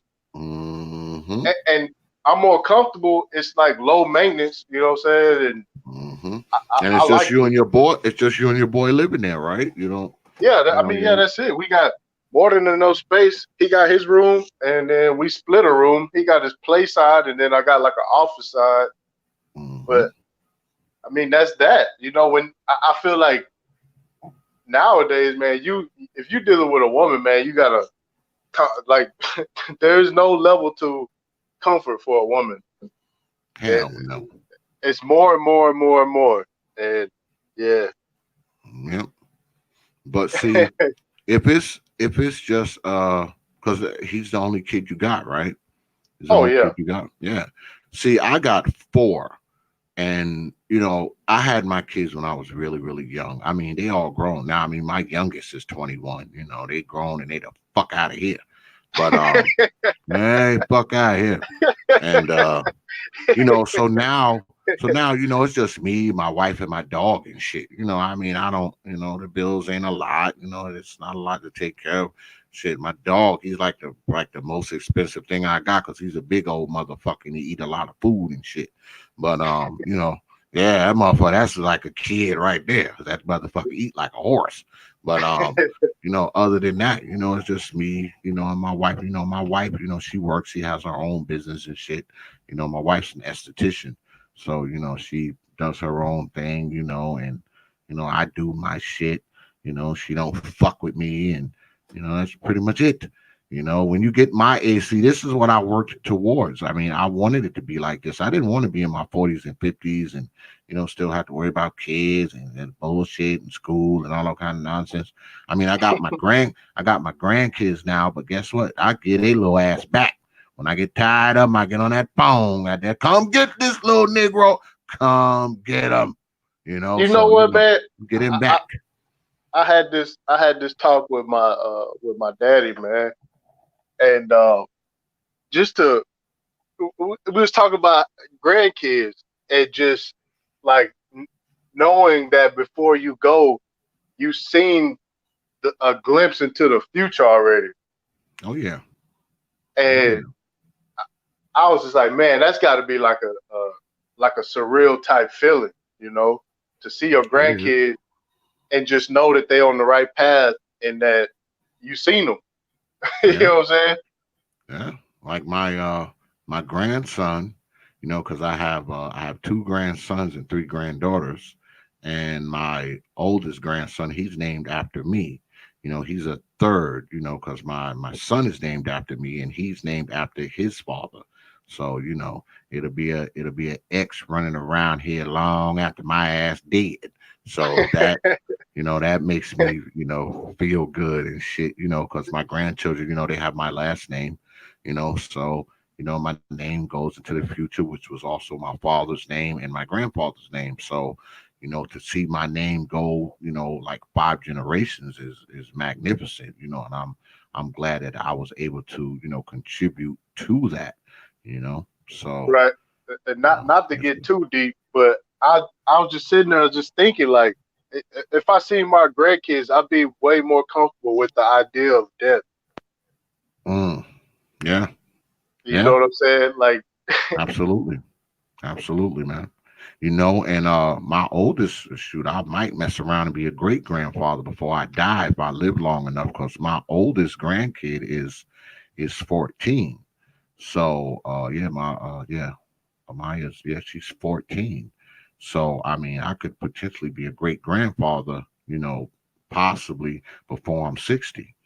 You know, before I'm 60, I could potentially be a great grandfather because she is 14. And I know probably within the next 5 to 6 years, she's going to be fucking.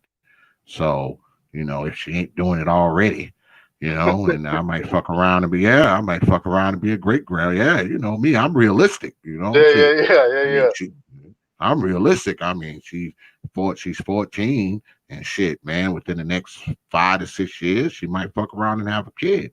I mean, she's a good student and all that stuff now, but you know. You know what, X? I'm gonna tell you something. I got an uncle, my uncle Andre.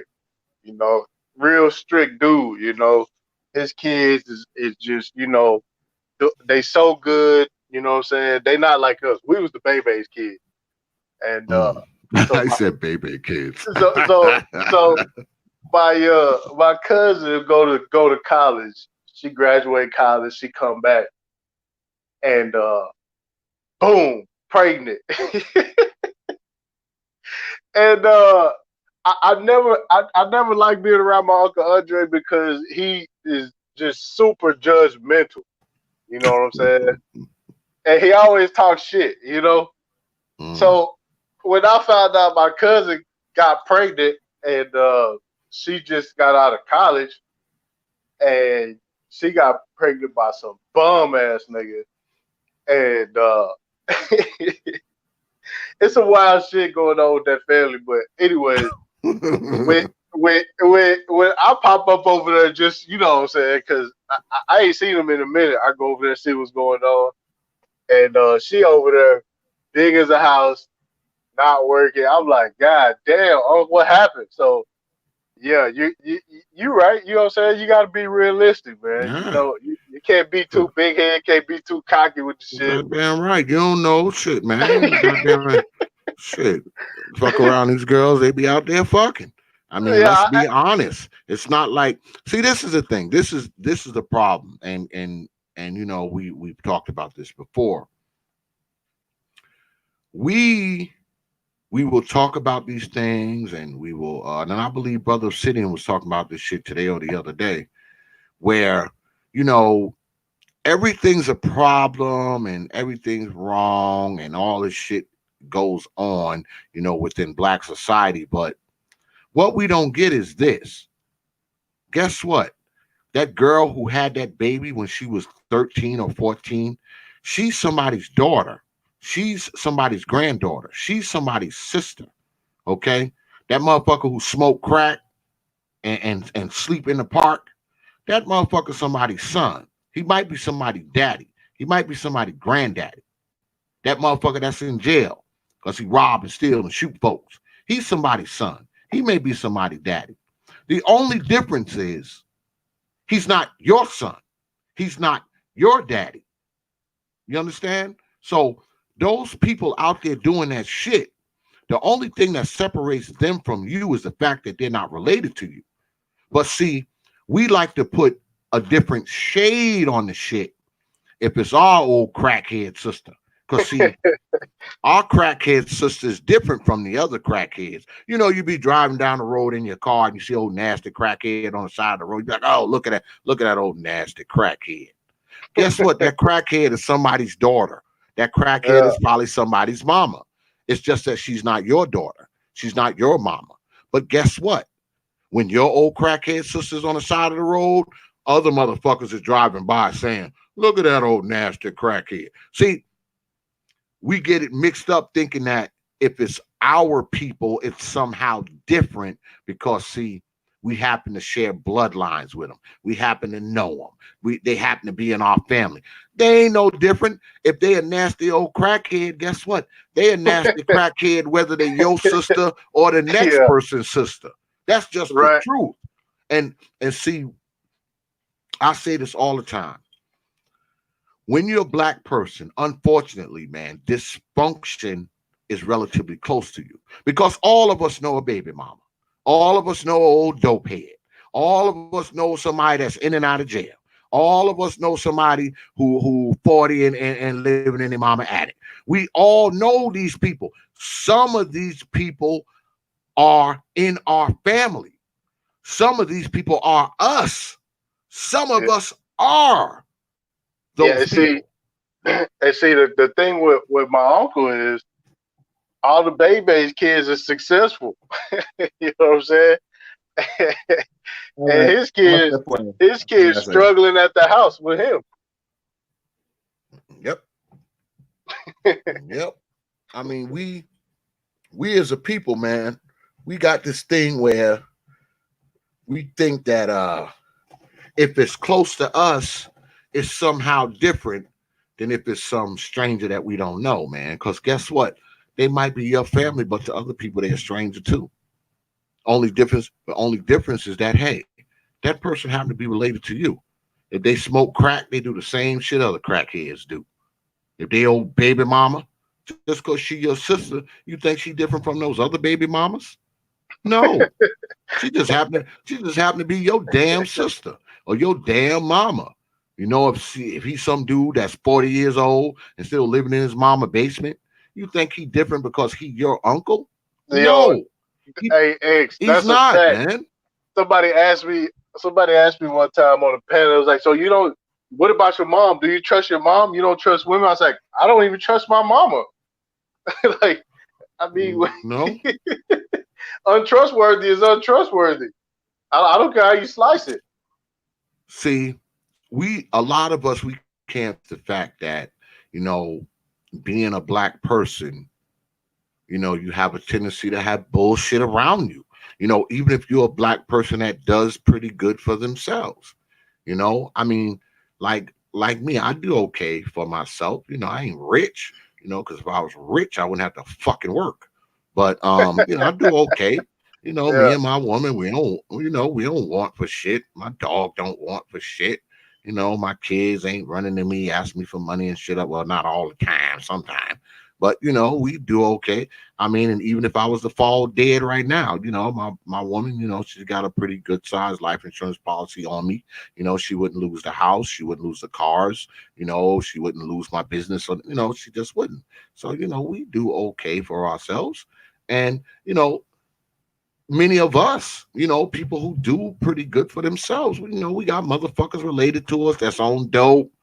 We got motherfuckers that's related to us that's ain't worth a shit. You know, we got baby mamas and dudes with five and six baby mamas. You know, we all know these people.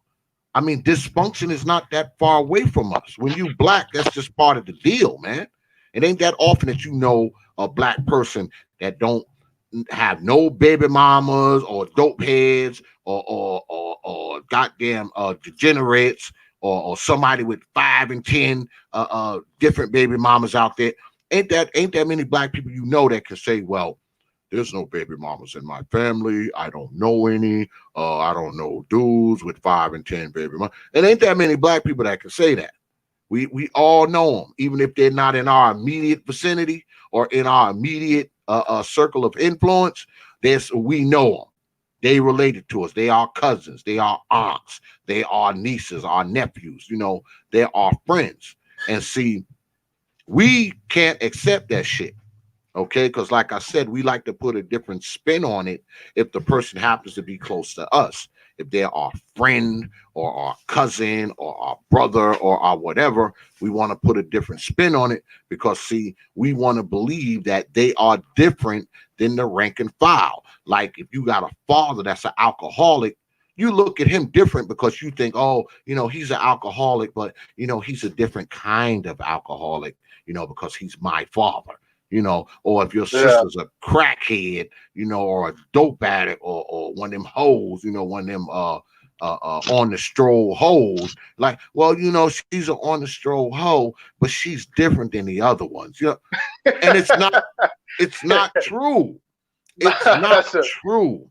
That's a fact, dog. And you know what? A lot of people, I don't think they can deal with that. You know what I'm saying? They can never confront that shit and just.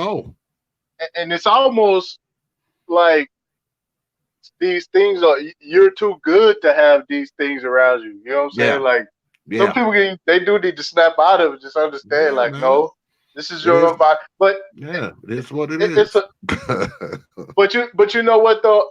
I will give them this, man, because I was surrounded by a whole bunch of shit, man, and you know, it's a coping mechanism where you can remove yourself from that situation. Mm-hmm. You know what I'm saying? Where you can pretend like if I just ignore it, it'll go away, or if I just make excuses for this person, whatever, it'll go away. But I mean, the reality of it is, yeah, I mean that that's what's going down. Well, me, I think you're doing yourself a disservice to believe that your old baby mama aunt is different from other baby mamas. You're doing yourself a disservice because what you're saying is that because she's related to you, there's no way she's like other hoes. That's stupid.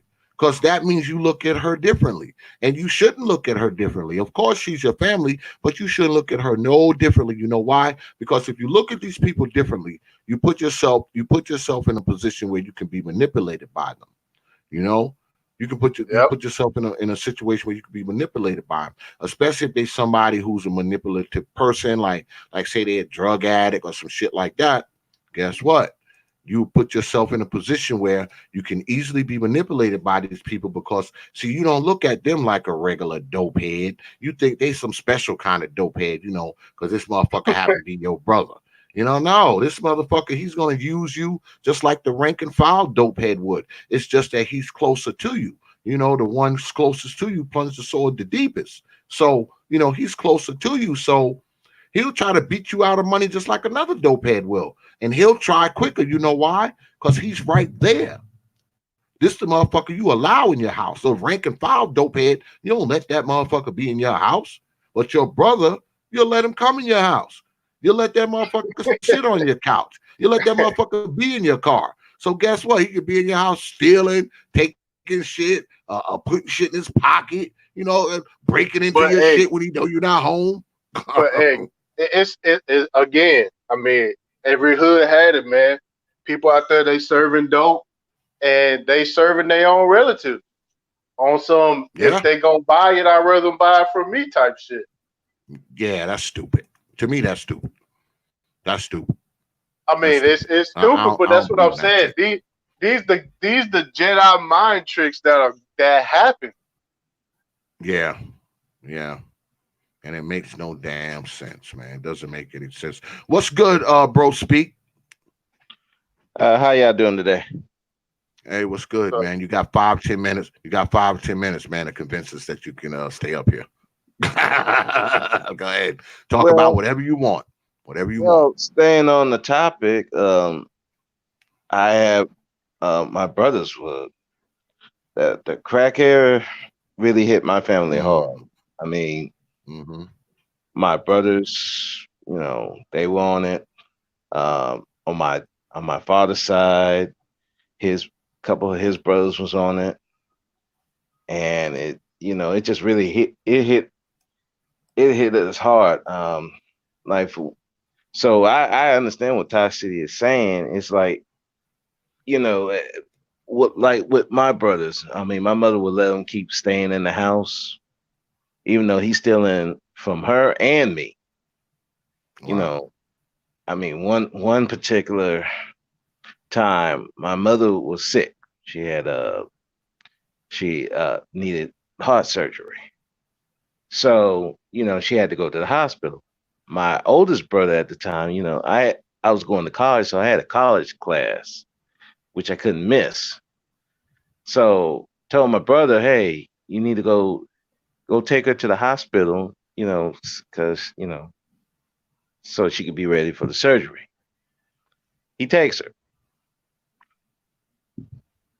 My mom calls me. He's like, hey, where's your brother at? I'm like, I don't know. Shouldn't he be at the house? So I go back to the house. He's not there.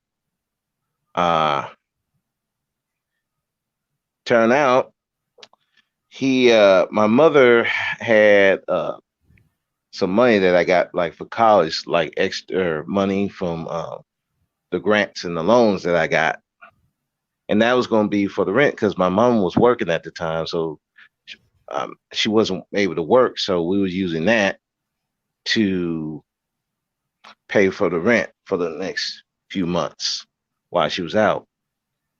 He stole that money and the car and the checks, all that gone. Wow. Right. So, Wow. and the hardest thing was I had to go tell her that this happened. You know, I didn't want to tell her because, you know, she's sick and everything, but she eventually, she just go ahead and tell me. And so I had to tell her. Mm. So we didn't find him till about maybe 6 months later. And it was my middle brother found him. He in the crack house, wasting away. And his childhood friends just letting them sit there, waste away. So Well, let me ask you this. yeah. Did you guys treat him like he was different than other dope addicts? Like, were you like, well, he's my brother, so you know he's probably not as bad as the other crackheads? My mother did. What my mother did, I didn't know any other crackheads, so you know, so at that he was the only time, one you knew. That's the only one I knew because I wasn't around. The only other crackhead I was around was my other brother. So you know, we just treated him like that's my brother. And the thing of it is, my middle brother, I would expect that from. I wouldn't expect that from him. And so when he did it, that just blew me away. Wow. And you know, and I never got over it. As far as that one, I didn't trust him with anything. So, you know, so I can understand, you know, some people do that. Me now, I don't know.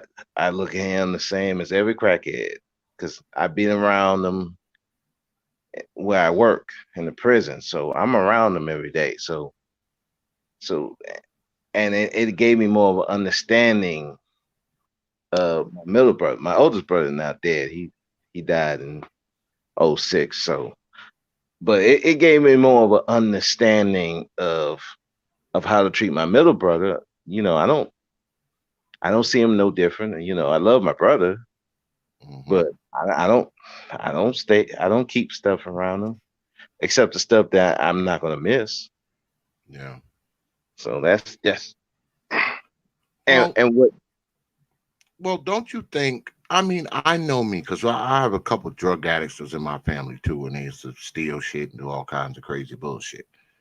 And I think that it's better, if you ask me, to treat them just like you would treat the rank and file crackhead. Because number one, if you don't, they're going to try to manipulate you. And number two, you're doing them a disservice if you're treating them as if, you know, they are, you know, on a different level of crackheadedness, if you will. Like, you only a third tier crackhead. You know, you're not like a tier one crackhead. You know what I'm saying? I mean, I think you're doing them a disservice. You're doing them a disservice if you're not treating them like other crackheads, because the reality is this: they are like the other crackheads. That's the reality, man. They're not different. You know, alcoholic is an alcoholic. A dope head is a dope head. I mean, I don't think that familial ties make them different. You know, you love you them. know what? Go ahead. Hey, I wanted to ask you something. With the crack era, right? So me. Well, hold up, Taj City. We got to vote now. Do bro speak? Stay or go? No, I he say stay. stays. Yeah, he stay. He stay. Okay, good He enough. stay. Carry on. Man, Go ahead. Yeah. So I'm extremely hard on boomers, right? And I always make these jokes about the irresistible crack, and the government dropped it off with his. The government dropped it off with Did you instructions. say irresistible crack? Yeah, Irresistible crack. yeah, it was irresistible. The government dropped it off with instructions. You know what I'm saying? And showed people how to do it. You know what I'm saying? Because to me, man, I understand the CIA operations and how all this stuff happens, but I'm a personal responsibility, personal accountability type of guy, man, and I just don't see it, dog. You know what I'm saying? well, Yeah, I I kind of just feel that way a little bit too. I can't. Go ahead. I hear the arguments and stuff. I just feel like, man, but I mean, it's no excuse to like put a glass pipe to your mouth. You know what I'm saying? Like, That, it's like what well, what well, that's not how the do you, whole thing. See, that's not the whole thing with me. Now I agree with you there, brother Ty. I agree with you there. But my thing is, once you realize you have the infliction, I mean, because see, there's two stages, right? You get into it, you start doing it, right? that's the problem Yeah, right that's the there. problem. But also, you skipped over that problem because you started fucking with it in the first place. Okay, so that's gone. That's gone. You already blew that one. Now you're in the second stage where you're afflicted with it, and it seems like you know it just seems like I don't know. I've never smoked crack and shit like that, so I don't know. I don't know what they be going through when they do the shit. But Yeah, it was but that's what I'm it saying. would seem like you would be trying to stop it. Like Yeah, I can't but that's smoke what I'm this shit saying. no more. Was that a hard decision for you to make? It's crazy. See, see what I'm saying? How was it with your brother, bro? Speak like did he ever try to like get off it, or was he just happy with smoking and shit? well, both of them tried. I mean, once my oldest brother, before he died, I mean, once he was found, I mean, he went to a home and, they have a drug program. So he did try, but at the same time, he was still hanging around the same type of people. The same, my middle brother. I mean, he would get off of it 6 months, he'd be fine. But then you can tell. You can tell because his attitude he real short. He get real irritated. And that's when well, you better start hiding your stuff because He start putting shit in his pockets. right. Wow. He Well, might start walking. I heard crack is delicious. I heard it's really delicious. That's why they start smoking it, and it's so delicious, and it gets more delicious every time you smoke it. So, if you fuck around and fuck with it, it never stopped being delicious to you, and you're always trying to chase that first high. That was my understanding of it. They said that when you smoke it, you always trying to get that feeling that you got the first time you smoked it, and you never do. But You know I what I'm mean, saying? not to diminish the diabolical plan for all this shit that happened in the background with the government. But I mean, we can't just lay it all at the feet of the government, man. You know what I'm saying? Oh, absolutely not. I sit back and I just think like there was no grand advertisement. There was no, you know what I'm saying? Because on my father's side, they had a whole operation. They didn't deal with crack. They just deal with cocaine. And when they got hit, when the feds came down on them, that was a wrap. Yeah. But they was dealing with They was dealing with Colombians down in Miami. Mm.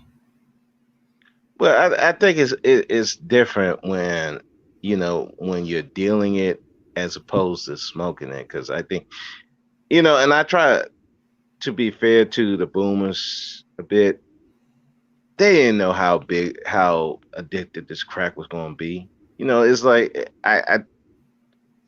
we want to blame everything on the boomers, but we also got to understand that these boomers, they weren't prepared for the crack era and how big how wide that stuff spread it, and how it went. Everybody was affected. Yeah. And it's like, how can you prepare for a substance that's so addicting? Not only will you rob and kill your family, and they taking care of you and everything, they will rob and kill your own family. They will rob. But I disagree, bro, because they especially with crack, that was hand to hand. You know what I'm saying? That was being directly involved with each other. Yeah, yeah. Well, you gotta think. Go ahead, brother. Speak. Go ahead, bro. Speak. Yeah, trust me, I'm not excusing anybody. I'm not excusing that behavior. I'm just I try to be fair and give I try to be fair to them. It's like, yeah, you didn't see this coming, but at the same time, you can't just can't excuse yourself from the situation. That's what I see happen, is that they try to excuse themselves and just put it on. Well, it was the CIA dropped the drugs in there. Yeah, and I get that, but at the same time, you did touch it, you did use it, you did sold it, and you used it. So Yeah.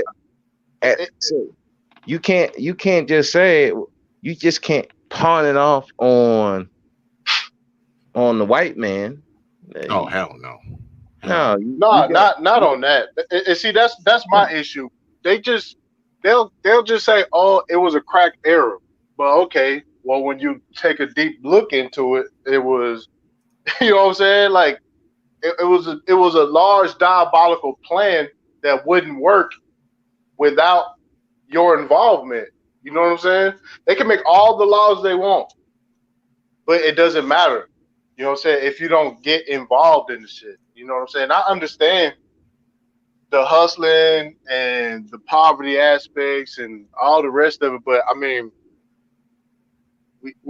I just felt like at that time we had already seen what happened with heroin already. A lot of people from Vietnam came home and they was hooked on drugs. You know what I'm saying? Like it was nothing new that we haven't seen before. You feel me? I felt like the crack era was completely avoidable, bro. That's how I feel about it. Yep. Yeah, I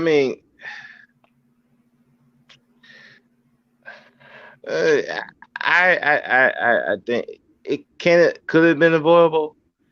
Yeah, if we were in a better position, I think it would have been avoidable. Because you look at the whites and the Hispanics, it didn't. Oh, they was on that. Oh, they was on coke. The coke wave was heavy. Yeah, they were on coke. The coke wave was heavy. Nobody escaped the coke wave. No. Well, see, this is the thing with the crack. Like, my thing is this: got you to take that first hit, though. Like, what made you take that first hit? Like, did somebody force you? Did you just find some crack on the sidewalk and you say, you know what, let me try it because so many people own it? Like, what made you take? Because there has to be a first hit, right? It's not like, you start off on hit number 5. No, you have to have taken that first hit, whether it was when you were a teenager, whether you were adult, whether you bought it, whether you smoked it with your girlfriend, boyfriend, or wherever. There had to be a first time that you did it. What made you do it the first time?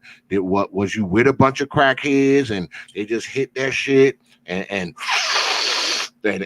pass that shit to you like it was a blunt? Like, I mean, what made you hit it that first time? What made you do it? See, and that's my thing, man. Because to now, looking back on it, when you talk to people, they'll just be like, "Oh, the crack era hit hard. It just took over the community." It's like, what? They just how did, you know what I'm saying? I'm with you. Who, you know what I'm saying? Like, who said this is how you do it? Yeah. This is how you rock it up. This is how you break it down.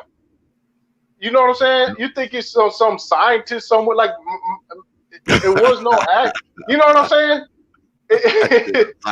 A scientist and shit wrote a manual how to cook up cocaine into crack and shit, and just made copies of that shit and drop that shit into the hood and shit. And everybody picked those pamphlets up and they learned how to cook crack. Yeah, you just got cocaine laying around and to experiment with and just try shit with. Exactly, man. That first hit, like I said, you had to have taken that first hit. You had to have done it. So what made you do it? Did you find crack on the ground? Did you what? And that's why I call it irresistible crack. I call it the irresistible crack. Irresistible. Yeah, because I watched my middle brother and his friends was smoking that crack when I was young. I seen how they act with that stuff. I'm like, you will never see me touch that stuff. I mean, God bless my brothers. They are the main reasons why I will never touch any type of recreational drug. I won't touch weed. I won't crack, coke, none of that stuff. I will not touch it because I've seen what it did to them. I've seen how my oldest brother died. I mean, he dropped from a heart attack. Wow. Couldn't even save him. Man, me and my granddad would sit on the porch, bro. We just see these goddamn dope fiends walk up and down the street on the sidewalk. And my granddaddy, you know, Uncle Nelson, they call him Uncle Nelson, and he knew everybody. You know, I'm from a small town in Florida, so he knew everybody. He'd be like, "Oh, that's such and such son. He owned that shit," and I just be like, "Damn, man." Yeah, that's why my aunt's house, my great aunt, we had to sell that house because it was nothing but crackheads around. You couldn't live in there. Wow. So they had to sell it. So the crack in the area was so bad that you had to get rid of the house. You had to get rid of it. Yeah, because it was next door crackhead, across the street crackhead. It was just, it was like, you know, nobody could live there.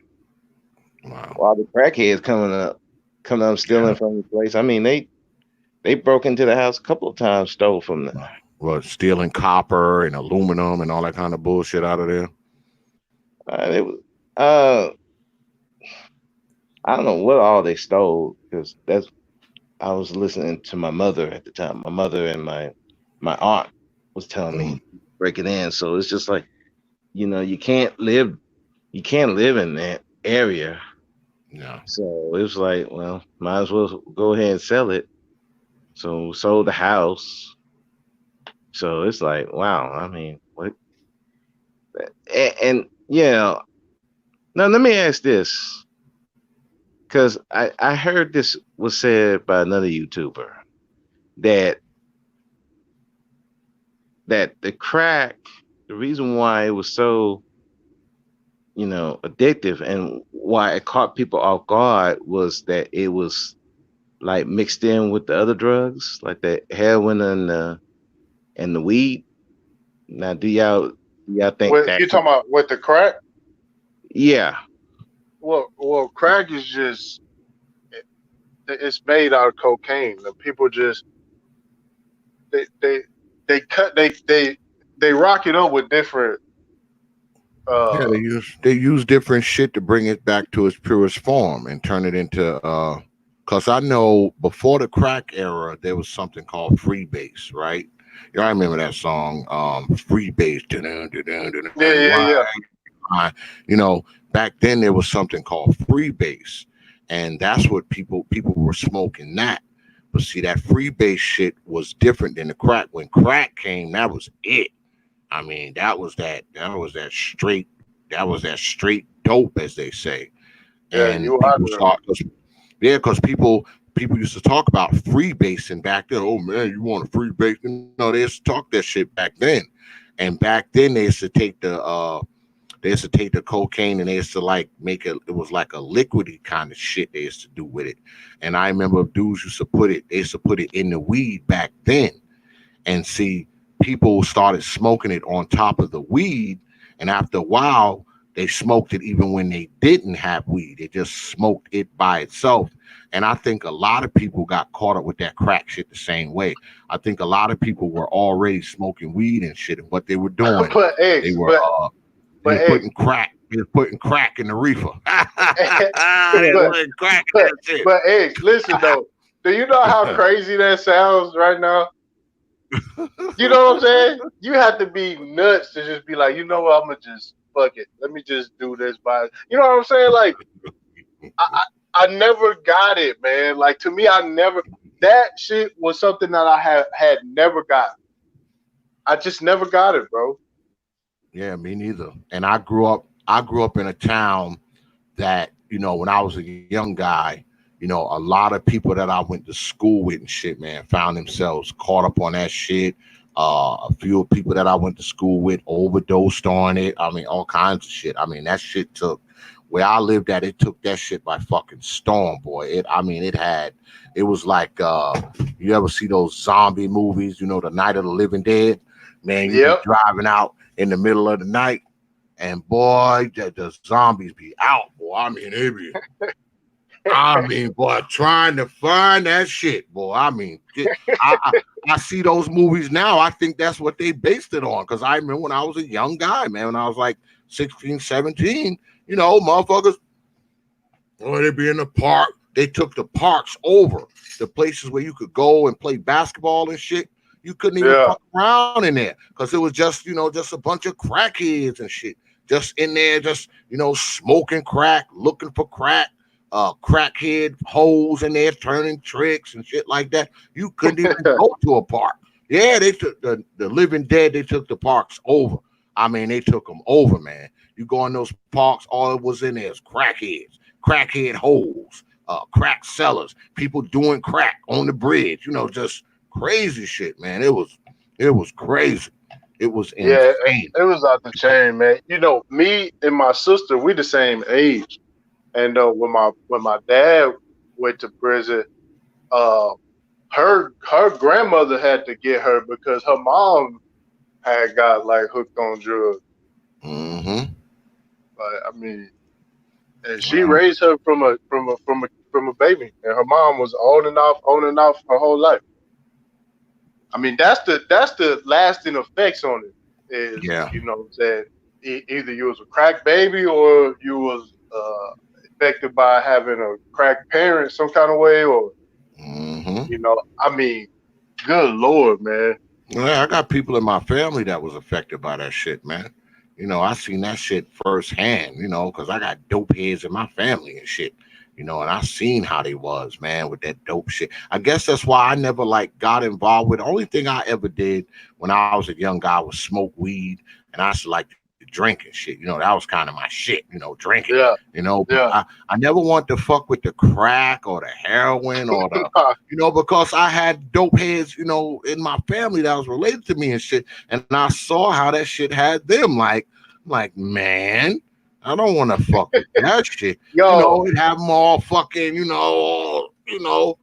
man, I didn't want to be like that, man. And I saw people that I grew up with. I saw people that I grew up with, and they went through that shit, man. I remember girls in high school that was fine as hell, and man, you saw them after that crack shit, You know, girls that wouldn't give you the time of day. Now they trying to suck your dick in the park for $5. Like, man, I mean, that shit Yeah. had them so, you know, so wasted back then, man. I mean, that shit took that town by storm in New York. I mean, took it by storm. I mean, the drugs in that town was part of the reason why I had to get the fuck out of there. I was like, man, I gotta get the fuck away. I gotta get the fuck away from this place. I told you, like the Night of the Living Dead, man. That's how that shit was. You know what? That little town that I'm from in Florida, man. Mhm. I think that no millennials is in there. It's a bunch of old people, old wooden houses, all that shit just being ran. I went through there trying to find some properties or whatever, man. It's like, man, you just, if it ain't around the lake, you don't even want it. You know what I'm saying? and you know, the sad part about it is, you know, these were black communities. You know, these was like Rosewoods, all in Florida. These black communities on the other side of the track, and they look just like how I left maybe 19 years ago, and nobody did nothing with it. And I looked on Google Maps, and you can, you know what I'm saying, use the satellite view, and as soon as you cross the tracks, you start seeing all this new shit. They still ain't did nothing on the black side of town. Nope, man. I just went back to my hometown about 3 weeks ago. I was in New York. I went back to New York about 3 weeks ago, and man, some of that shit has changed, but most of it looked the same fucking way. And I haven't lived out there. I haven't lived in New York well, that part of New York I haven't lived in since I was about 17. It's been 33 plus years. And some of that shit, man, it looked the same like 16. Same way, same fucked up abandoned houses that I saw back then. I went and I saw some still there. Yeah, I mean, those empty lots and garbage and shit, man, it still looks the same. But you know what, X? When I heard people say stuff like, you know, save the community or whatnot, just the images of how that whole place looks now, it's just like the houses are just ran down. You know what I'm saying? Like, there's no bones. Not even no bones to work with. There's no saving that shit. I know people get offended. They had to dump their house. I know people get offended by people who feel that way, but I'm actually from the dirtiest, grimiest little country ass fucking spot, man. And it's not, you could build something there, but the old people can't bring economics there. You know what I'm saying? The old people, they just waiting to die. Pretty much. I mean, there ain't no other way to put it. Like, they're not even gonna be there long enough to see it become anything. Yeah, absolutely. I had in the old neighborhood I used to live in when I was young. Before we moved out, just like right when the crack area was really taking off, and you see it now. It's I mean, run down. I mean, it's terrible, and it's like, and that's the thing when people say, well, you know, oh, y'all just think you're better and all this, and y'all never lived through it, and like, well, again, some of these people went through that. They've been in that area before. It's not that they never been in that area. They lived through it. That's why my grandfather told me not to come back, right? And he left me the deed to his house and, you know, his property, and I gave it to my mama. I said, you can have it, just will it back to me. I guess when you retire, I guess if you want to redo, she remodeled the house, and you can't get the value up on the place. Everything around it is done. Yeah. Yeah, not only that, now it's gentrification is going on, like downtown Houston, near the Fifth Ward. They building up town lofts and all that. They taking that stuff over. Man, if you're in the South, take a trip on the Amtrak train and just peek through the trees, because they let the trees grow up so you don't see these communities. But these black communities, they just in ruins right now. Yeah, like the Fifth Ward here. Yeah, it's messed up over there. Yeah, and some of that shit can't be saved. No, it can't be saved.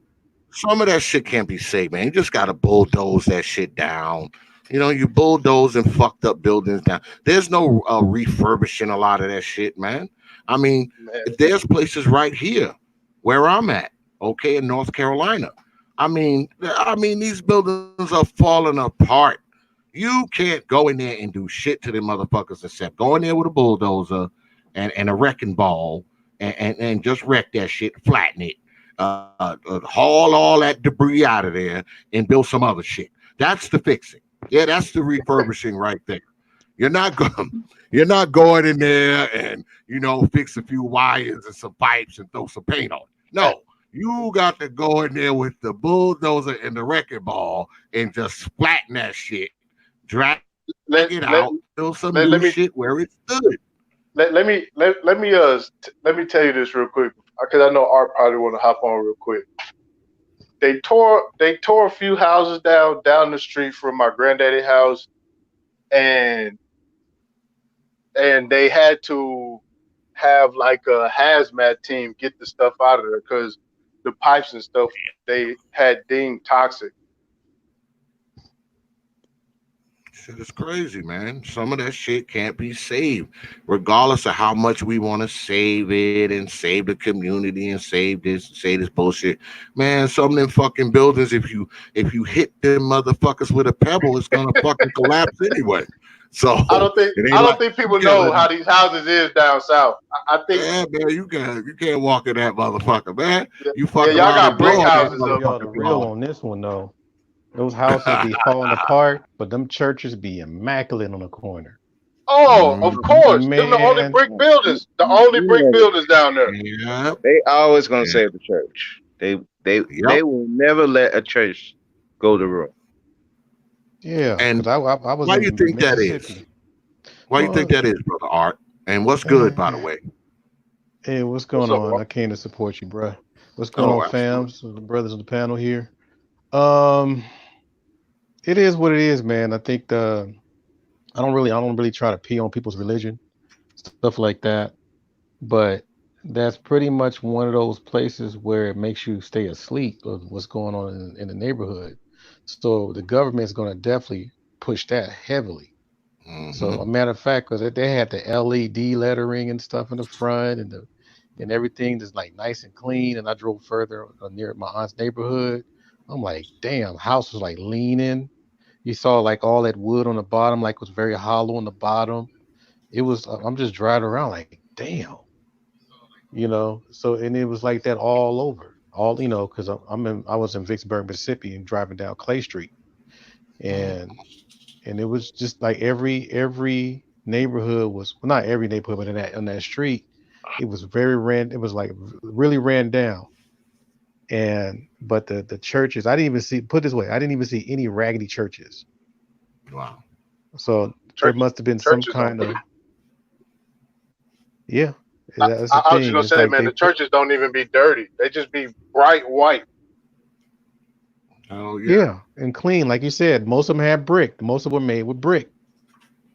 But we already know what that is, though, man. I mean, if you go to these neighborhoods, right, where people getting shot by the dozens and it's crime and it's crack and people are homeless and all this kind of bullshit, you know what's on every goddamn corner? A church. A church. And you would liquor think, store, yeah, You would think that, with all these churches around, this place must be full of holy folks. But Yeah. I mean, the most blessed place on earth. Absolutely, this should be heaven on earth. It's a church every damn 100 yards, so this should be the most blessed place on earth. But guess what's happening? People getting shot 5 feet away from it. People getting shot right in front of it. I mean, come on, man. I mean, it's just, right under the cross. Yep, right under the cross. And when I go to these little immaculate, affluent areas like Beverly Hills and all these little Wilshire district, ain't not a damn church. It's like probably a big Church of Latter-day Saints structure or maybe a synagogue. But as far as church on every corner, hell to the no. The only thing that's spiritual that I see on these streets are like these little palm reading places and these little small psychic places. But they're like in little corners. And that's a trip how the affluent, I mean, it's funny that, the affluent forced Jesus on it and we out Christian the Christian. Like John Henry Clark said, we out Christian them and we catching hell. And like I said, I'm not trying to pee on people's religion, but people got to start looking at their whole surroundings and see what's going on to where, what's the definition of insanity? Repetition. Building more churches with no in change. your neighborhood. Yeah, but you know what? When you're building more in there. If you ever meet somebody, the rich people, I mean, even here with TD Jakes, he get these big donations, and with that money, he's able to do things for people that's tax free through the church. It's like it's like a hustle, man, and people just too dumb to real. I wouldn't say too dumb. It's too naive to just understand that it's a business. Yeah, it's a service. People don't understand this, man, because everybody keep thinking that church is free. Church is a service. Yep. You see, that's when what you they walk call in it says 9:00 service. Yes, it's a service. You paying for that. It's like going to the doctor. Ain't no free thing. It's always profitable to Black folks, man. When if you're in the business of selling hope, Black people are buying. Unfortunately, I mean, if you're in the business of selling hope, I mean, Black people are buying because we buy hope more than anybody else for whatever reasons. I mean, we're heavy into buying hope. We're heavy into investing in people who tell us, Jesus gonna come and save us from our pains and debt and problems and ailments.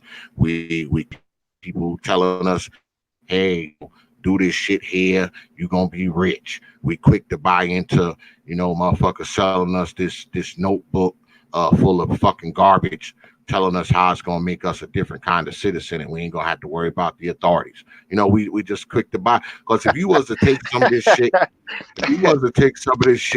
and try to sell it to other people, they would look at you like, what the fuck is that, man? Because you got people, man, who they sell you this damn book and sell it to you for $500 and say, if you take this book and fill out this bullshit paper and get this bullshit ID that I'm selling, now you some type of super sovereign citizen and the police can't fuck with you. So what you do, you put that shit in your pocket, you get your old beat up car and put you a piece of notebook paper on the license plate, and you drive down the fucking road, and when you get pulled over, you pull out this bullshit you bought for $500. You think that shit gonna save you. Hey, pull their fucking handcuffs out and shit.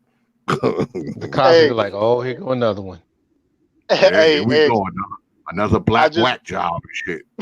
I just watched a video about this guy who because I follow a bunch of fathers' rights and like single father like channels on YouTube, and this guy was talking about go to court and tell them that you're not going to pay because you are not the social security number or some shit. And I thought it was a joke. He was like, no. He said the government need to pay because you haven't been ordered to pay anything. You no, and I watched the video But twice to make sure I wasn't tripping, bro.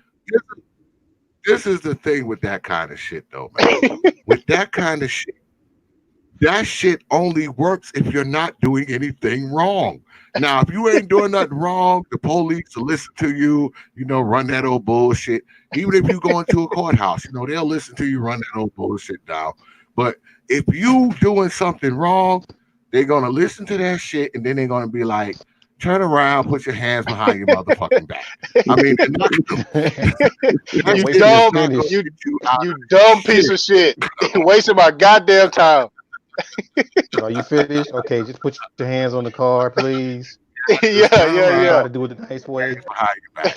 It's not going to get you out of anything, man, if you're doing something wrong. I mean, it only works if you're not doing anything wrong. If you're not doing no wrong shit, they'll listen to you and they'll be like, yeah, okay, motherfucker. But if you're doing some real fucked up shit, like commit some serious crime shit, man, that shit ain't gonna help you, man. It's not. I've seen many of videos of motherfuckers trying to run that shit. Them motherfuckers end up right in the back seat of a motherfucking police car. When it's all over, after they ran all their bullshit, they end up right in the back seat of a police cruiser. That's where they end up. I get it. You're not a name. Come with me. Come on. Explain it to the judge. Yeah, you're not a citizen of this country. You're a sovereign citizen, all kind of nonsense. Yeah, you hear people running that shit up. I'm not a citizen of this country, so I don't have to do this and that. Motherfucker, you running the wrong shit, because if you're gonna be running that, what you need to be saying is that you have diplomatic immunity. You shouldn't. Yeah, but they driving around with no license plates. Yeah. If you got motherfucking a piece of notebook paper on the back of your car, and the crazy thing is they have some shit wrote on it like whoever stops me is in violation of my sovereign rights. That's what they got.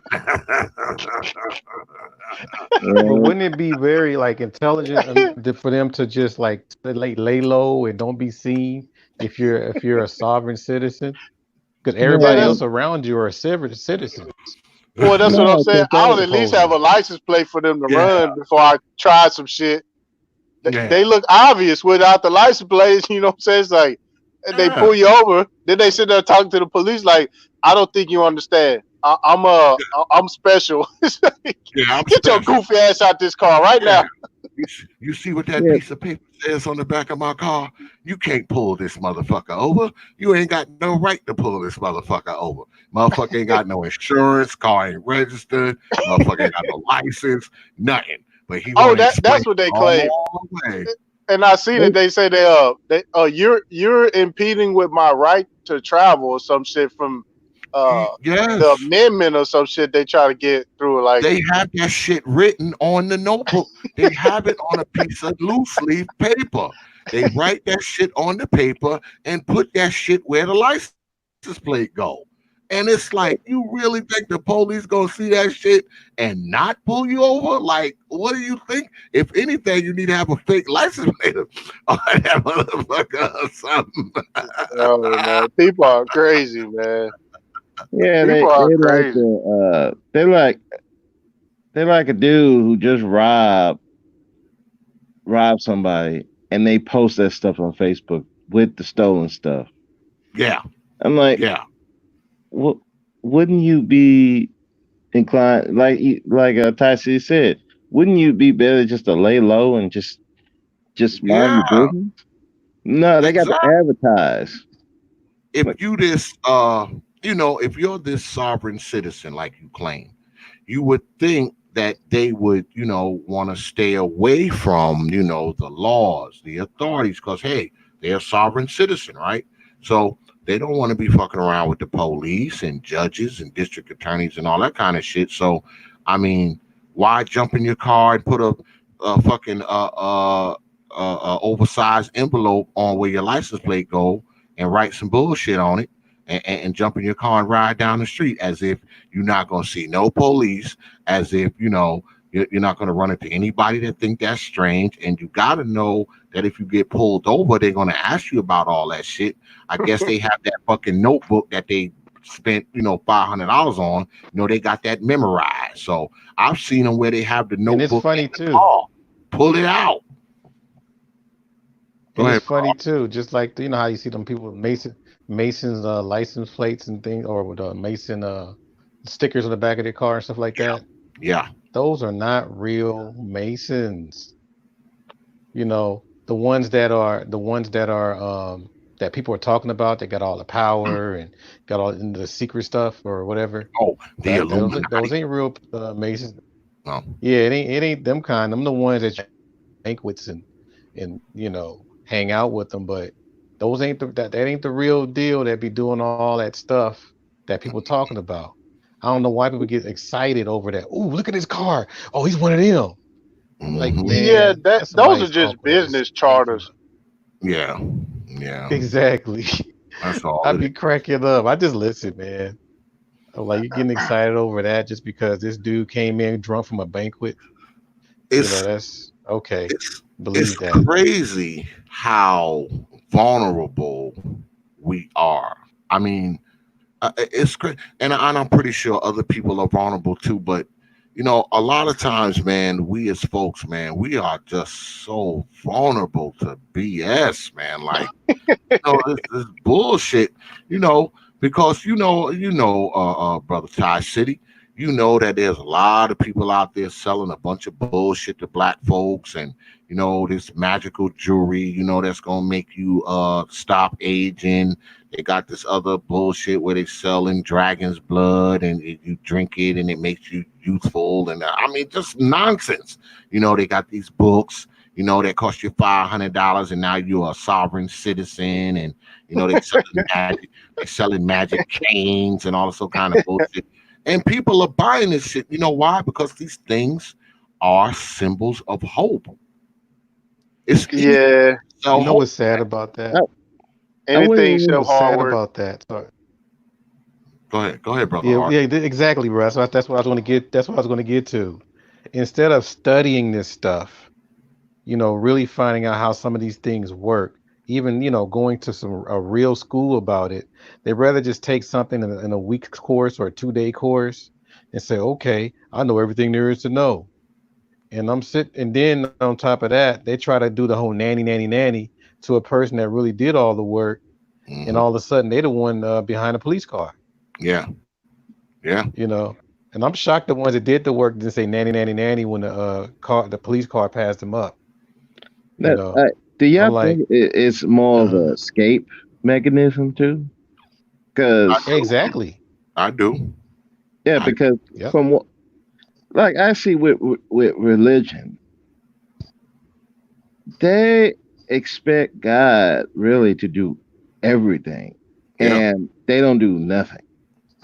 That's what I even told my mom this. I said, they expect God to do everything. They just sit on their hands and just pray. And I'm like, that's not Yeah, we bought how. we bought that. Yeah, that's not even what they said in the Bible. Y- But y- You that's what they Yeah. believe because it's an escape. I think a lot of people are looking for easy answers, man. Along with the hope Yeah. in That's search it. of easy answers.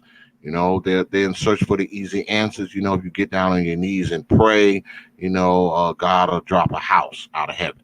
You get down on your knees and pray, God will drop a car from heaven. You'll just come outside one day and it'll be a Mercedes in the That, driveway. It'll that's be a that's box of it. money on the front step. That kind of shit.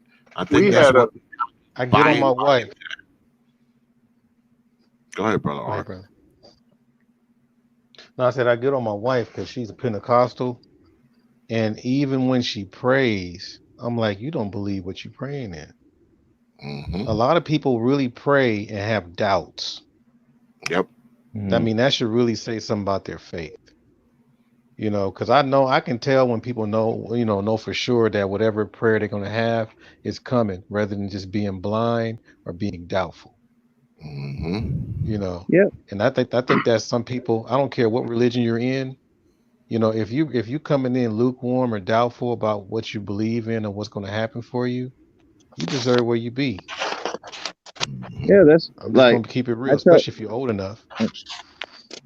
Yeah, like I told my mom one time, like, uh, she wanted her taxes done, and she wanted me to do it. I said, "Well, Mama, why don't you go to the church? They're offering like free tax stuff." Nah, I don't want them to. I don't want them to know my business. I'm like, but that's the church. They're supposed to help you. Well, I don't want them to know all my business. I'm like, so I told her, I said, so what's the point of you going over there? You know, Well, Uh-oh. now that's interesting. You Good look on that Cash App. I just heard my phone go off. Good look on that Cash App, brother. Appreciate that, man. Whoever dropped it. Appreciate that, man. you Go ahead. you and your wife. So you're not as religious as her, or y'all have separate Oh no, religions I'm or not. different beliefs. I don't prescribe to. I don't prescribe to like any religious type stuff. I support the faith base in it. You know, the God principle. I mean, this is a whole bunch of things that I have studied that I know what the whole breakdown really is versus what somebody's pastor said. You know, because I study symbols, I study allegory, I study all kinds of things. And it has a lot to do with some of the things that we read and study. But when it's coming from your minister or your, what is it, your reverend, it's going to always be something that's not really supposed to be. But at the Right. same See, time, you got those kings, nobles, and scribes that know what it really is. But on the other side of the church, they're supposed to give the people something that they just want to hear versus what they need to hear. And so that's why I'm taking it from all of it because I was raised a Baptist. I got into the nation and all different things, and I respect all of them. But I just know when fat meat is greasy. okay. I know the difference between a cup, a rock, fire, horses, numbers. All these things are very significant in the Bible, but people just try to bypass it just because they want to go with their own narrative that how they're going to be blessed. It just doesn't work that way. Right. Hold See, on a second. Hold on a second, brothers. Shout out to brother Jud Zilla. Good look, man, on that super chat. I appreciate that, brother. Oh, Appreciate that, man. Orson Welles.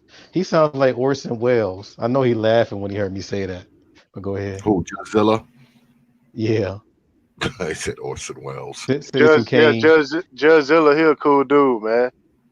Yeah, I like the way he Oh, talks. He sounds like Orson. I mean, Citizen Kane. If y'all watch Citizen Kane, you know what I'm talking about. yeah. Hey, so on my aunt's side of the family, they was raised as Jehovah's Witnesses, and Well, I she had was it for trying, breakfast, but go ahead. and she would like try to bring us up and through the Kingdom Hall, and when I researched the origins of the religion, I pretty much broke it down to her and gave her some information. She took the information and yeah, and now she can't talk to me anymore. So I pretty Yeah, much lost yeah, my because aunt. you probably gave her some doubts in her faith, and probably said that the devil was in you and all kind. I mean, it's all kinds of ways to help them to stay on message based on Yeah. what was taught to them by the pastor. Well, I the already founder, seen the all this stuff. well, the founder of the religion was studying Egyptology, and All of them. that would, but it fell under that falls under paganism. And he made a whole book, and he pretty much based the religion is based on paganism, and it's easily provable. And he's buried under a pyramid in Pittsburgh. And I show her this stuff, and she just, bro, it's just I used to get mad about it, but now I just realize, like, that's just how the cookie crumble, man. But I mean, I broke that Yeah, religion what down. helped me out?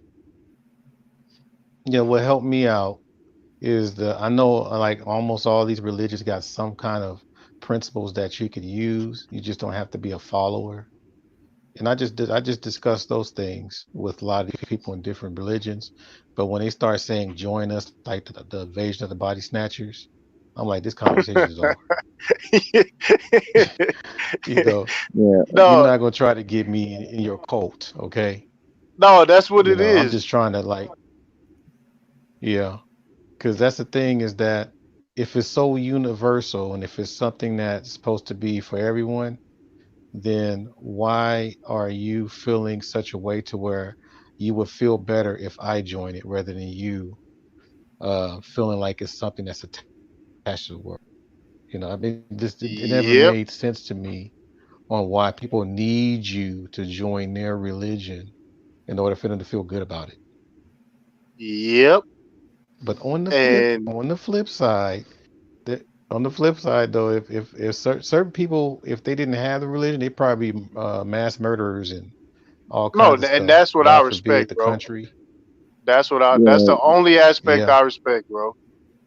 Yeah. That's why yeah. I So some try. people need it. Yeah. That's why I try not to shit on Discourage. a lot of people's religions, because even when I work in a prison, they have a whole month where we have to kind of cater to the Muslim offenders, and so most Hmm. times I got to watch them while they do their services. Prayer service. Yeah. And yeah, so I and I look at some and I said, some of y'all just here because y'all get a shower y'all get to shower and eat first before everybody. But I don't say nothing because you could tell the ones that truly believe it and truly need it, as opposed to ones that just using it. Hmm. And so that's why I try not to shit on it. But go back to Thai City. I tried that with my mom. Not so much try to convert her. I just ask questions about her religion. And What religion is she? she's Baptist. Joe Witness. Oh, Baptist. Oh, okay. Okay. Yeah, she's Baptist. We were Baptist. That's I a hard nut to crack, brother. oh, tell me about it, Hard nut to crack. man. I if my mom didn't have to live with me, I would be I would have been kicked out of, I would have been excommunicated from my mom's house. Because I stopped going to church like 3 maybe 4 years ago. I haven't been back. I haven't been to a church only for funerals. That's the only time I go back to church. Other than that, I don't go back. And she's like, why? Well, it's too much mess. They're not following like they should. I mean, I can actually sit in the church. Well, put it this way, and that's probably I'm blessed to have a past to where I was in church from kindergarten to eighth grade. It was like a Bible thumping school, and they try to turn us into little junior fanatics. So I'm able, as I got older, I started learning what a lot of these verses meant and how I was able to like decode some of them. And then when I started hearing ministers in the church where my wife goes, he kind of looks at me too, because he knows what's up with me, and I'm looking at him like, you know better than that. And if you look at nervous, I be cracking up because they Yeah. try to make they turn these narratives into something that's supposed to, like for example, it would be something to where it will get people to vote, something to where to get people to give money, stuff that got nothing to do with really improving your life, you know. And I'm like, because you can't let like if your wife is in a religion and you're not, you can't let your wife go to the church by herself. You got to Yeah. be there to be a spiritual Mm. support, especially as the man, because mainly a woman she really opens herself in her spiritual environment, and if you ain't there, who knows what'll happen, Mm. Mm, you know. yeah. Yeah, We Well, I we got got lost Orson a. Welles on the panel. hold on. We got Jud Zilla in the house. What's good with it, brother Jud Zilla? What's up, Appreciate Judge? Hey, appreciate Hey, that, brother. Hey, no Good to worries, hear. no worries. Xavier, Art, great to man. I like a lot of what Art drops. Ty, you know we're good.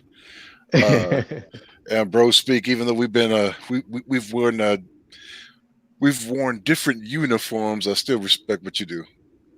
Well, thank you. But I just dropped by here real quick for X. And I didn't mean to stall out the conversation though, but Oh, this is freestyle night. You can talk about whatever you want, but you only got 5 minutes to convince us that you should be up here. right on. We after 5 minutes we vote to see if you remain. Well, I'm only going to be on here for 5 minutes or less anyway, because my purpose of coming on is actually X.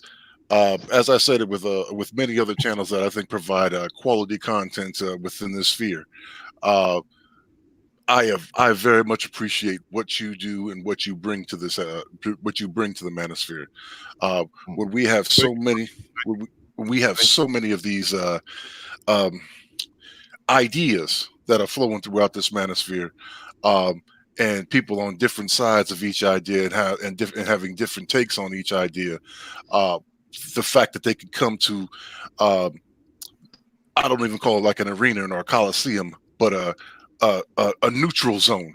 It would be a better term for my mind, such as this, to be able to actually flesh out the thoughts, talking points, and positions that they have on things is a great and necessary thing. Absolutely. And and so that's what I came up here just to say real quick. Just I guess not necessarily personal, right? Because we're not in the same room, but to say that it's. I don't know how many times, I don't know how often it's expressed to you that way.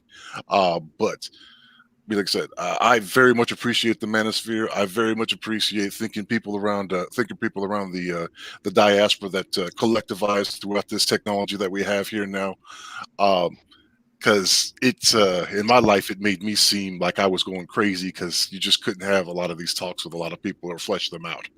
Indeed. So I appreciate it. Yeah, man, I appreciate you, man. And with this channel here, this platform, I get up here and I talk a lot of shit and all that kind of stuff. But I like when brothers come up on here and like tonight. I mean, when I first started, I said you can come up here and talk about whatever you want. There was no particular topic. There was no particular nothing, nothing specific, whatever. Because we've talked about a lot of things over the last 3 hours or so. We've talked about crackheads. We've talked about women. We talked about horrors. We talked about drugs. We talked about broken down building. We've talked about a lot of stuff. So there was no particular topic here tonight. And one thing about TPOT, there's always a good variety of smart brothers that come through here. I mean, there's no shortage of smart brothers that come through here, brothers who come here. Like I said, we shoot the shit a lot too, but 9 times out of 10, when the people are up here, we're having some type of serious conversation. So, I mean, you're always welcome up here, man. You're always welcome on the TPOT YouTube page, whenever you want to come through. And, but we got to have a vote now that you're here. Does Jud Zilla stay or go? I vote that he stays. I'm rocking with Jud. As long as he keeps his voice the way it is, he's cool. Bro, speak. I'm cool. I'm cool with him staying. All right. Do I get a vote? No, because this well, you get a vote. You get a vote for the next person that wants to come on. Look, I'm going to tell you, I know this Jud Zilla dude personally, and he's an asshole. But he's still, he's an asshole, but he still shows appreciation where he feels it's due. Oh, absolutely, man. Well, you haven't been voted off the island, so it's all good. Oh no, I gotta jump in the shower and head to sleep. But y'all have a great night. All right, man. Thanks for stopping. Take care, good man. Come through anytime, brother. You already know.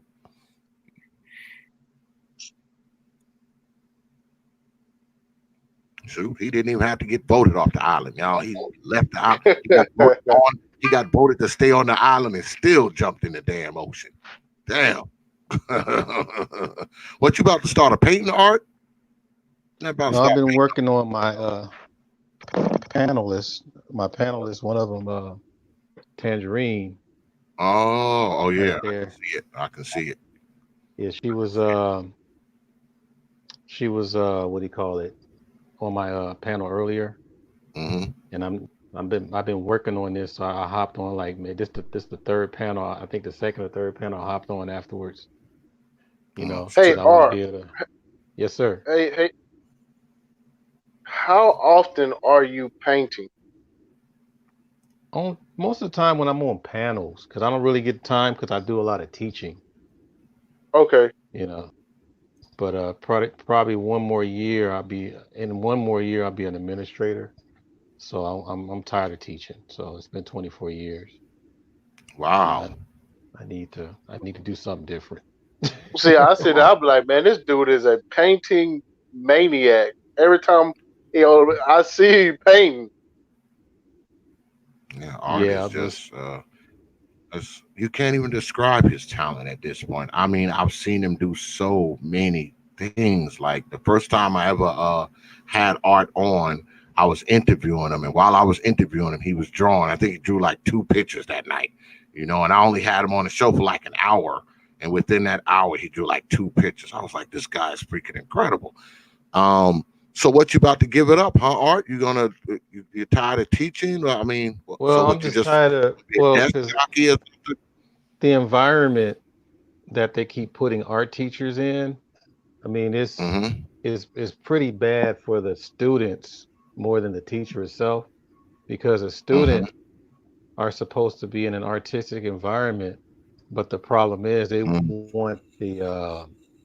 they want everybody to be computer savvy, so they want to take the computer stuff and get away from this stuff that I have in my hands.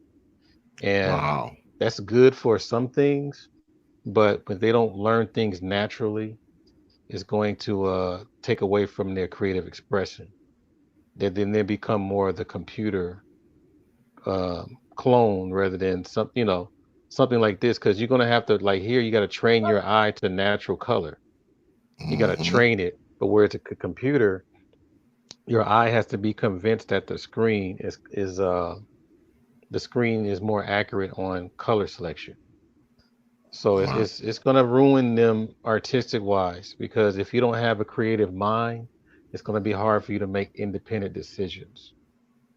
And they Yeah. know this. That's why they're trying to do what they do. Parents don't give a crap. You know, they just want the kids to be out the house so we can babysit. Um, Eventually, I'm going to just do that and do my college class on the side. Do you You know, do you think that as a professor, do you think that that's going to make kids a little lazier mentally to not be using the paintbrush and the pencil and the sketching and where they're doing everything with a freaking on a computer screen? You don't think that that's going to kind of dull them down mentally? yes, as you can see, a lot of young people are on that stuff right now. They're not really able to create or even have things from their mind. It's based on something they can remember from a video, some kind of social media. So that's more. See, right here, this is my palette, right? So I can pick whatever color I want to make this lady. The palette for most people's mind is YouTube, Facebook, TV, whatever it is, and then they make the painting from there. And some Mm, people would say, well, you're still making a painting, but the issue is you're making it from synthetics rather than nature. So you have no connection with it. That means anybody else can take it and do whatever they want with it without your influence at all. So you're thinking that you're putting in the work, but the problem is you're putting in the work that somebody else did based on their technology. wow. So that's why I'm like, man, I need to get out of this.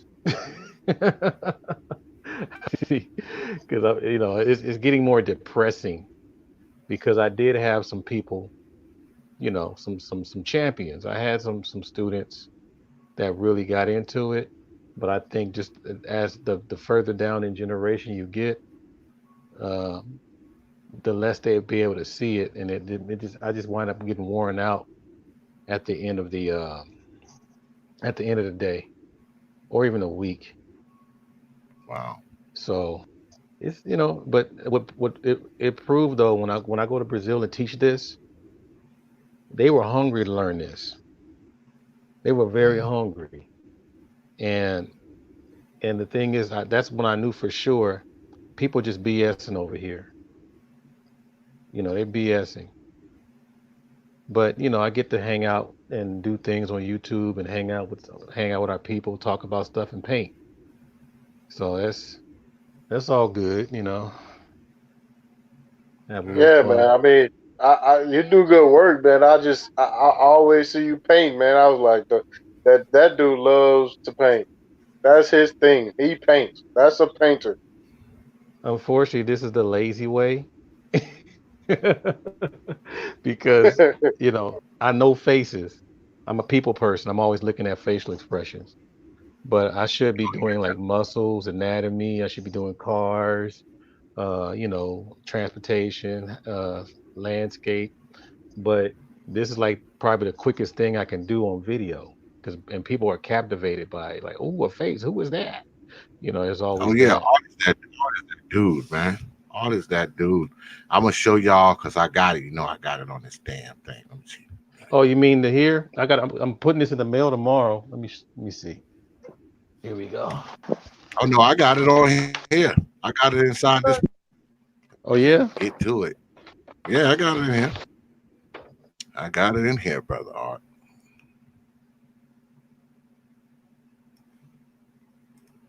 That's when he woke up in the morning. He's all pissed off. He's like, why them damn lawnmowers too loud? I'm trying to sleep. Let me see if I can. I'm gonna try to and I just what's the name just came in here. Yeah, because I gotta get some wax paper so it won't smear when it gets to your house. Okay, that's cool. So Let me that's see what if I I'm can waiting bring it on. up because I got it in here, brother Art. Let me go ahead and see if I can get to it.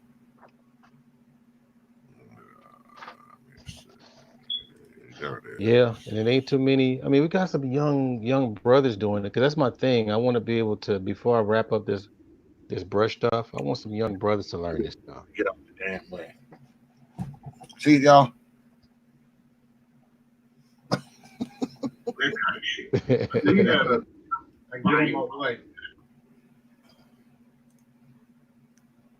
No, I got it in here, brother Art.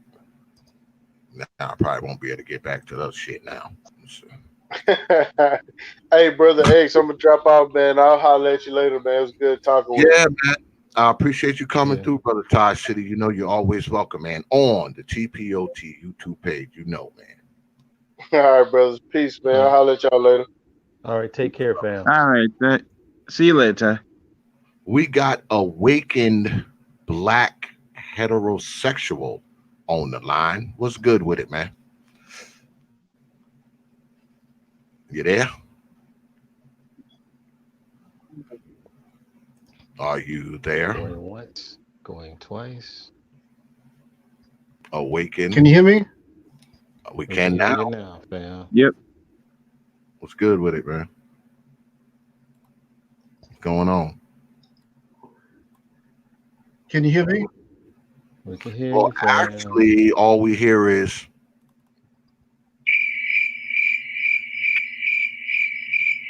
Can you hear me?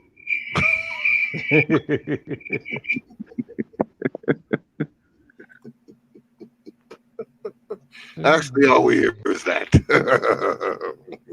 What's going on with it, man? What's up? I can hear you, but you sound like you're going real slow. Oh. Can everybody else hear me? Can you hear me, bro? Speak, brother Art. Can you hear me? I'm not real familiar with this, so this is my first time. So I could be not knowing exactly what I need to do. Well, don't worry about it. I can hear you, man. I can hear you clear. Can y'all hear him? I can hear. Yeah, you good. Go ahead. Go ahead. Pull the trigger.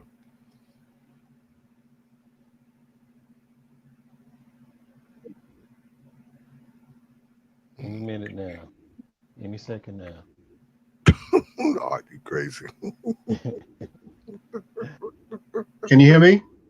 Yes, we can hear you. Go ahead. Pull the trigger. What's on your mind? Good. What's on your mind? You know, I was really interested in wondering what your take is on the SYFM movement. Well, we talked about that. We talked about that earlier, and I mean, my answer is the same. I mean, I feel like I was saying I was wondering what your take is on the SYSBM movement. Yeah, I heard you. I heard you. I believe that black men should do whatever makes black men happy. Unlike those guys, I mean, I sought to be with a black woman, but I mean, there's brothers out there who don't. As far as I'm concerned, I mean, if you want to marry a woman from Mars, you know, that's you. That's your life. You got to live with that. You got to take that on. You got to live with that decision. So, I mean, I would never try to discourage or dissuade a brother from doing, you know, what brings him peace in his life. You know, whatever brings him peace, whatever brings him solace in his life, you know, I would never try to discourage him from that. I mean, I didn't discourage my own sons from that. So, I mean, to me, it just seems a little counterproductive. And I don't know if people are overplaying it or the SYSBM movement is overselling it. Because, see, I see it a little different. I think a lot of black men have saved themselves, not just from, you know, a certain type of women, but I think a lot of young black brothers have saved themselves from their environment, from their horrible backgrounds, from their old black ass mammy and all that kind of shit. So I see it in different levels. I think there's different levels to it, you know. Got something to add when you're done. Yeah, I think it's different levels to it, man. You know, and they say it's a pamphlet of it. Actually, somebody sent me a copy of it. I haven't even got a chance to read it, but you know, I say again, you know, I think that brother should be able to do whatever, you know, whatever brings them peace, you know, whatever that is, you know, whatever brings them peace, man, have at it, you know, and I don't think nobody should stand in the way of that. That's my position on it. Yeah, overall, you know, people saying that I'm one of the originals. I keep laughing like, okay, but I've been hearing, you know, I mean, this SYSBM thing probably been going on probably for like 200 or 300 years. It's not a new concept. People just happen to put a name on it, just like a hamburger. Back then it was probably called a sandwich. And like, here's something to really think about. Back in the 90s, and X, I don't know how old the other brother is on the panel, but X can definitely affirm that in the 90s, a lot of brothers kept saying, damn, I'm going to get me a Southern woman. You damn East Coast or West Coast women ain't about nothing. I'm just going to give me a Southern woman. Give me some down home loving, right? That was SYSBM. I think Bro Speak's a Gen Xer too. You a Gen Xer too, right, Bro Speak? Are you a Gen Xer? I think I was born right at the end of them. I'm 40. Oh, okay. Okay, well, you're almost there. But yeah, that was the whole talking point that we used to have back then, was the Southern woman was another form of SYSBM, because we're going to get a better woman than the one that's near us in our vicinity. You know, so when you think about it, it's not just about just leaving a sister. It's about just getting somebody that can, you know, do the job that you want. A lot of people really pray to have. Wow, somebody I sound like that? Okay. Yeah, but it's about getting somebody that can do the job, and then at the same time, getting somebody that can do the job. Getting somebody that can do the job, that can go on that journey with you. And some people just go without any of these women. But it's crazy because there's so many definitions behind it where, you know, I can't even claim anything that I've done before. I've done, a lot of people have done this stuff before without even having a title. We just did it. So if somebody feels like they can hold on to something, then let them have it. You know, that's all I say. Let them have it. But at the same time, I would feel a certain way when you always got to keep looking back and sticking your tongue out of the people that you're leaving. so to speak. If you're gonna leave, just just do what you got to do and show that you're successful doing it. Because your action would definitely speak than anything else. If you gotta leave and turn around and come back and say, "Hey, I look what I got a better," those people that probably struck it rich, and they come back and start flaunting and all that kind of stuff. That's when you kind of lost, because what's happening is that you really haven't got over what's been happening. So you have to go out of your way to do that. So I'm like, just enjoy your life and do the things you said that you're going to do. I'm going to leave the situation. I'm going to handle my stuff better because this whole environment is clouding me out. I can't find the things I'm looking for. But I think some people are not really giving the right information when it comes to picking their mate. I think it's just whoever is better for you. It doesn't have to be someone white, Asian, Latino, whatever. I think it's someone that's better for you. If it goes down to that relationship thing. I don't know if I made sense. Yeah, I think you force people to be concerned with it when they start to feel like you're shoving it down their throats. I mean, if even if it's something, even if it's something that they totally disagree with, a lot of times we disregard, especially as men. I mean, I don't know about women, but as men, if we disagree with something, we just kind of disregard it and go about our way. But if you keep forcing it down our throats, now we're like, now you're forcing us to voice our disagreement, I would imagine. Yeah. Yeah, If go ahead, brother. yeah. My thing with it is there's a guys who were rejected by the community, either because their interests are different or their temperament is different, or it's just the women don't like them. And the thing about the community is, if the women don't like you, more likely than not, the men are not gonna like you. So they've been rejected by the community, so they just said, I'm gonna go where I'm accepted. So, and to me, I don't have a problem with that. Yeah. Like Art said, my only issue is, well, two things. Number one, if you're gonna go, go. Just go, live your life, have your success. Stop throwing it in people's faces. And two, if you are going to go, build something over there so that other brothers who may be on that edge, like they want to leave, but they have this sense of either loyalty, or they just feel that they don't have nothing. They have no other means of escaping. You don't know for sure that whatever they have a place where, okay, hey, if you're not happy here, you can come over here.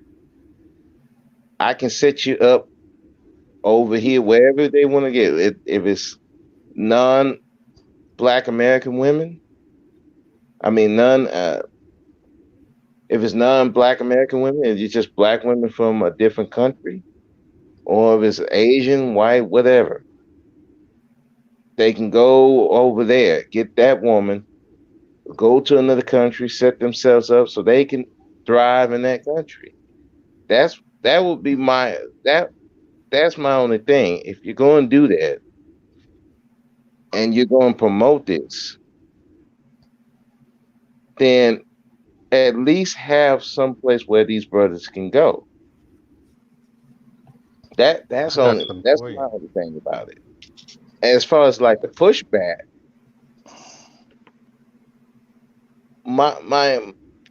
when they talk about, well, you have to have this unity, well, these people not taking into account that just like they're part of the community. Well, we was treated badly, and we survived. Okay, wait, that's you. Not everybody is you. Not everybody can deal with the community, that, especially when they had issues with their mother, probably their sisters, probably the other guys in the community who's been, just rejected and causing all this emotional trauma, and they just want to get out. And the other side don't take that into account, especially with the men. It's just like they don't take men's feelings or their experience into account. They just discard it. So that's my thing. I mean, if the guys want to go do that, do it. Just go over there and build something so you can help other brothers. That's my. I'm putting some real on this one. And it's like probably throwing water in people's face a little bit. But not everybody's built for this international life. People are not willing to learn languages, culture, change their environment. They just want to be able to probably get some ass and come back home. And I don't have no problem with that. I mean, I don't have a problem with anybody's doing anything with their life. But again, like the brother was saying, you need to just go ahead and find yourself. Wow, somebody got that echo thing. I think mainly, like, for someone that's been there and done that, you definitely, some people like me, I just didn't really care for the American culture. Not I wasn't really, trying to run from the black woman. It's American culture. You can probably go with an Asian that's trying to be like an American. It's the same thing, to me. The Latina trying to be, it's the same dynamic, because what you're dealing with is someone that's having their points of view from a white person's lens. And that's the stuff that I'm trying to. That's what a person like me trying to escape, is that kind of thing. I just don't like being around people that have have the perception of my slave master in my house. Well, let me ask you, brother Art. Did you catch a lot of heat? I mean, do you catch heat like that? Never. Do you get it because you chose not to? You chose not to marry an American woman. Your wife is Brazilian. I think I'm different because I was going back and forth. Sometimes I went adults, sometimes I went international. Adults, international. I just went with whoever that would be able to give me some type of ideal that we're going to grow together. We're going to do all these things. And as I got older, I just really start feeling lesser. Wow, what's that noise? I think they look at you differently, brother Art, because you didn't go to Brazil strictly for that purpose, because you were down there teaching first, right? You were a teacher down first. Yes. Okay, so they look at you different. They're like, oh well, he was just down there and then he met this woman and he married her. Hey, but on Black YouTube, they look at the other brothers differently, because they say that those brothers are going there specifically for that. Not like you were down there working. On Black YouTube, some people try to throw that narrative my way, but the funny part is, okay, show me then. See, when I start asking that, they don't got nothing to say because they didn't come down there with me. Yeah, it's true. I got videos, I got all kinds of things when I'm doing things with my students. My oldest student is 86 years old out there. So yeah, I'm doing things based on having a more global perspective of life. I don't have a narrow thing, or not even. I wouldn't even say narrow. I don't have a domesticated view. I'm global. I do subscribe to the John Henry Clark's, the Dr. Benz and And all these people were global. Ivan Van Sertima, these people were global, and that's the way I roll. And at first I had to look back, and that's how I always been. It was global. And it's funny, the when Hidden Colors came out, I got the book that he used back in '90. It's called What They Never Taught You in History Class. Everything was damn near black. The first this was black. The first scientist was black. The first mathematician was black. The first art. I got this book, and then I have the references in there. So by me traveling internationally, not only I got the girl, but I got more information right in front of me. I'm gonna have to touch things that I read about. Because where you be. Yes. Yeah, that's so. Like, I'm up here responding to myself, but yes. Well, you always going to.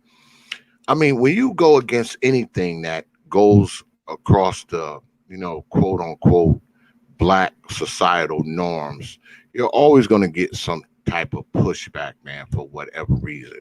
If you do shit that's kind of like, if it's counter the black societal norms or the rank and file black societal norms, because I don't think I think people think that many of us are all alike just because we're black, which I think is totally stupid.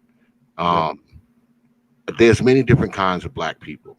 Okay, I say this a lot. There's not this one kind of black people or 5 kinds of black people. Man, there's millions of different types of black people. But for some reason, every now and then we all get pigeonholed and narrowed into this one freaking category of black people for the simple fact that we black. I mean, that to me, that's just like dumb, because there's no way that I think like you think like me, I think like Awakened Black, or Awakened Black thinks like Brother Speak. That's just dumb. I mean, we're not all part of this one monolithic freaking thing that we're united with blackness. I just don't believe that, man. It's not.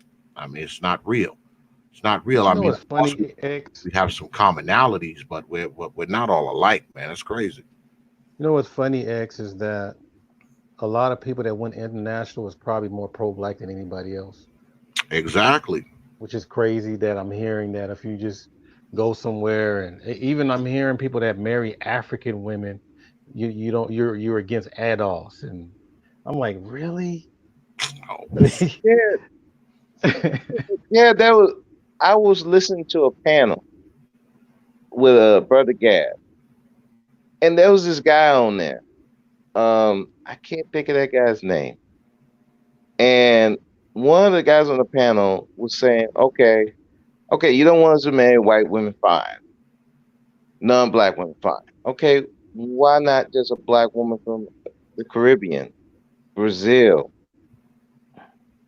Africa? The guy said, no, it has to be an ADOS woman, because she's not going to understand your experiences. Like the foreign woman is not going to understand your experience like an ADOS woman. I'm like, do you think maybe the reason why he's dating a foreign black woman, is so he don't want to relive his experiences? Yep. Yeah, and I want to add on to that too, but a little bit, to where I understand where some of these people are coming from. Like, you're supposed to stick it out till you find somebody, but I think the thing is that some people just don't grow young, and I think, again, some people are domesticated minded and some people are just international. And I'm not sure if some people are doing SYSBM out of spite, just to stick it to somebody. I'm not sure about that. But when it comes to a brother or even a sister, to some respects, trying to improve their life and get away from an environment that's not really suited for them, I really don't have a problem with that. My thing is, I brought my wife back here to the United States, and we're doing just fine. And I'm not sure if no, I can't be an outlier because I'm running into a lot of people with the similar stories, but we're more conservative. But some other people, they out there living the life, going on cruises and all kinds of stuff. And but at the same time, I think going back to their narrative why you should stay looking here and going different, it's like I have to give a shout out to those sisters that really know how to treat a man. The reason why you can't find them because they already taken. Yeah, that's They're pretty much taken. it. And you know, I tell brothers this shit all the time, you know, because I be out and about. I see what's out there. I mean, whew, it's rough. It's rough Yeah. out there for the brothers. So, you know, I see why they're going overseas, boy, because it's not a lot out there. I know maybe it's just where I'm at. Like I said, I'm in North Carolina, so I mean, maybe it's just where I'm at. I mean, it's like 99% of these chicks is overweight. The ones that ain't overweight look like the bottom of your shoe. It's like I can't blame them. I can't blame them for what they're doing, man. It ain't a lot out there. They just got 3 and 4 kids trailing behind them. I mean, you can't blame brothers for not wanting to be with that. I mean, you can't say, well, you should go ahead and take one for the team and be with this old ugly ass broad with 4 kids, you know, just for the sake of blackness. I mean, that's stupid. I would never tell her, oh man, you should go ahead and marry this baby mama who baby mama 5 times over. You should go ahead and marry her for the sake of blackness. Man, that's stupid. You ever crying, holding up your fist? No, I'm Yeah. joking. But you can't make these brothers marry these broads, man. A lot of these broads are through. I mean, let's be honest, man. I mean, we like to dance and tap dance around it, but I mean, the reality is, man, there's a lot of these women are not marriage material, man. You know, a lot of these women are overweight. A lot of these women, man, done ruined themselves. A lot of these women got 4 and 5 kids and shit. You know, I mean, you're not going to get a decent guy with something on his mind, you know, that's actually going to take one of these women's hand in marriage. It's not going to happen. I mean, I'll be out, man. I was with my wife today at the supermarket, you know, because I just sit out in the parking lot and collect material for my YouTube channel. And I was just sitting there watching, man. And I see woman after woman after woman after woman after woman walking with 2 kids, 3 kids, 2 kids, 3 kids, 4 kids, 3 kids. And you know what I didn't see with none of them women? Men. And you know they done had access to men because they got 2 and 3 kids trailing behind them. But somehow they just can't manage to have this man walking with them. I mean, it's like, it's crazy, you know, and the dudes that they had these kids by obviously don't even want to be seen with them because they're not being seen with them. So or if they have to come in and take them. Go ahead. Go ahead. Or if they have a dude, that dude be raggedy as I don't know what. Yeah. I'd be like, oh. I mean, I was going to get my tires. I was getting my tires replaced. Mm-hmm. So I'm walking in the shop, and I see the dude. I'm thinking, well, maybe he work here. No, he's there. He there with his baby mama, the kids, and this fat chick. I'm like, kids running around everywhere. They cute though, but you know, it's just like they running everywhere. One lady loud as I don't know what. Oh, can y'all come with my? Can you get me my tires so I can leave? God. Some of these, you see some of these women, you know, they take 5 steps and they breathing so hard like they ran a marathon. You know, these chicks weighing in at 200, 250, 300 pounds and shit. And they got 2 and 3 kids trailing behind them.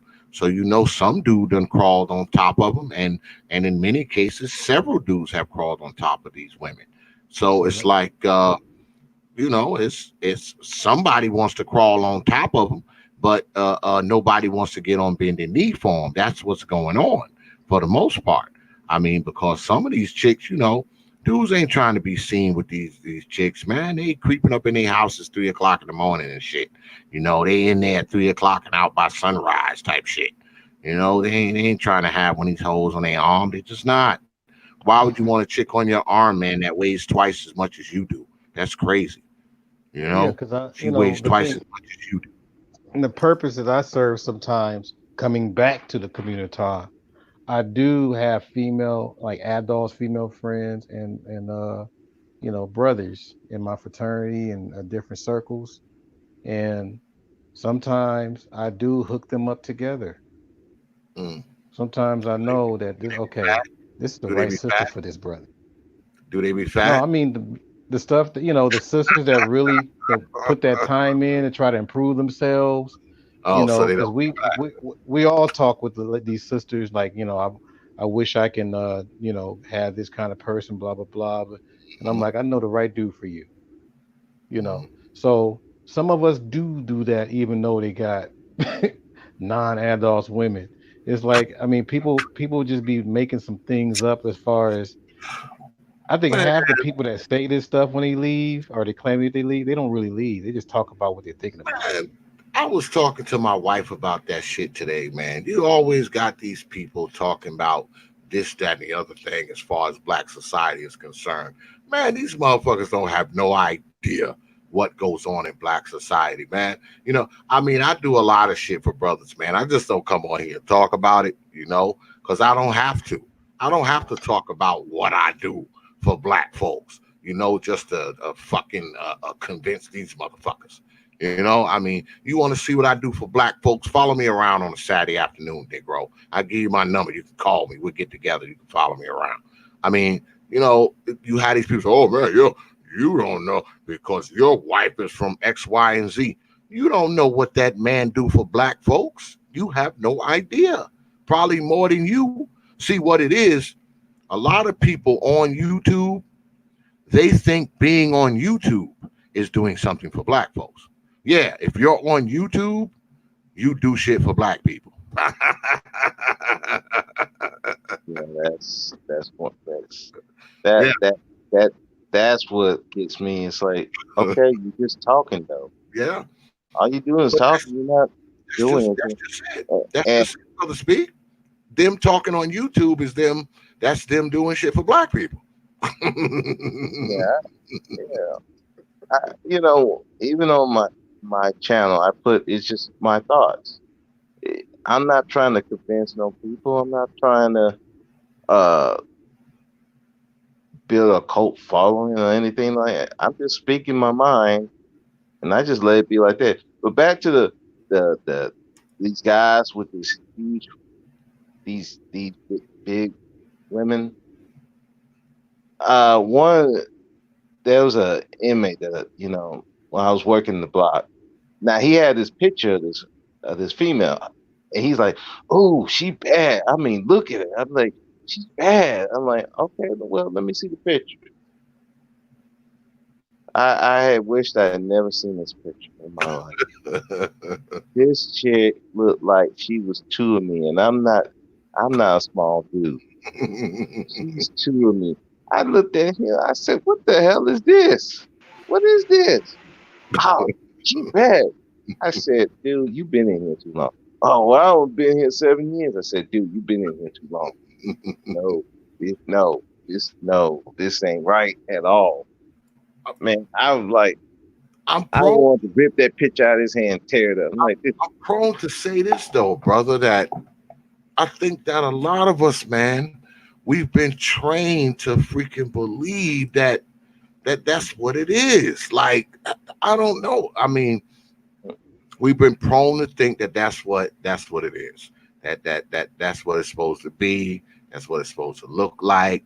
Your damn wife's supposed to be 350 pounds, even if you only weigh like 170. It's all right if your wife weighs 400. I mean, I think some of us have been actually indoctrinated to believe that shit is perfectly okay. It's perfectly normal. Now, you'll have people say, "Oh, I don't know. There's some guys who like big girls." I don't think there's any guy who likes a girl that's 350 fucking pounds. If he's chasing after that, it's got to be something behind it. I mean, you ain't walking up to some chick that weighs like 350 pounds talking about, "Hey, girl, let me get your number." Like, come on, man. There's got to be something behind that shit. You can't tell me that some dude is out chasing these big old chicks that weigh twice as much as a fully grown man, and ain't nothing behind that.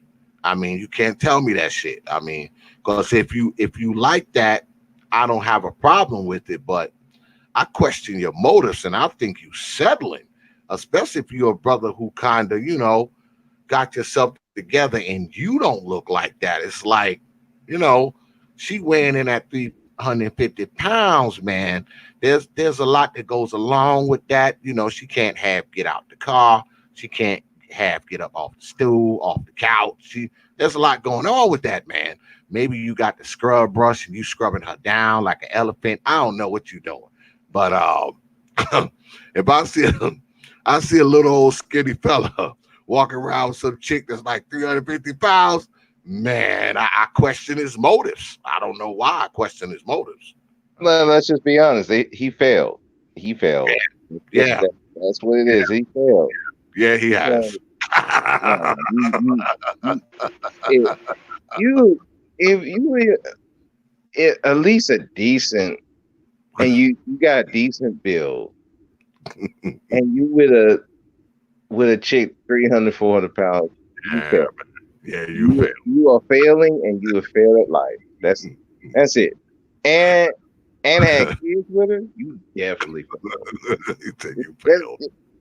I'm like, even, and I'm a big dude myself, but I would not go with a chick bigger than me. I can't. No. Yeah, that's well. correct. If I'm going to go with the big one, then they have to work their way up, like gain weight while we're in a relationship. I think I'll deal with that better. Well, but you're not gonna let her get to 400 pounds. I mean, I'll work on that. She start look once she get to like 250, 300, you're gonna be like, hey, when I met you was 120, girl. You gonna have to pick you up no more.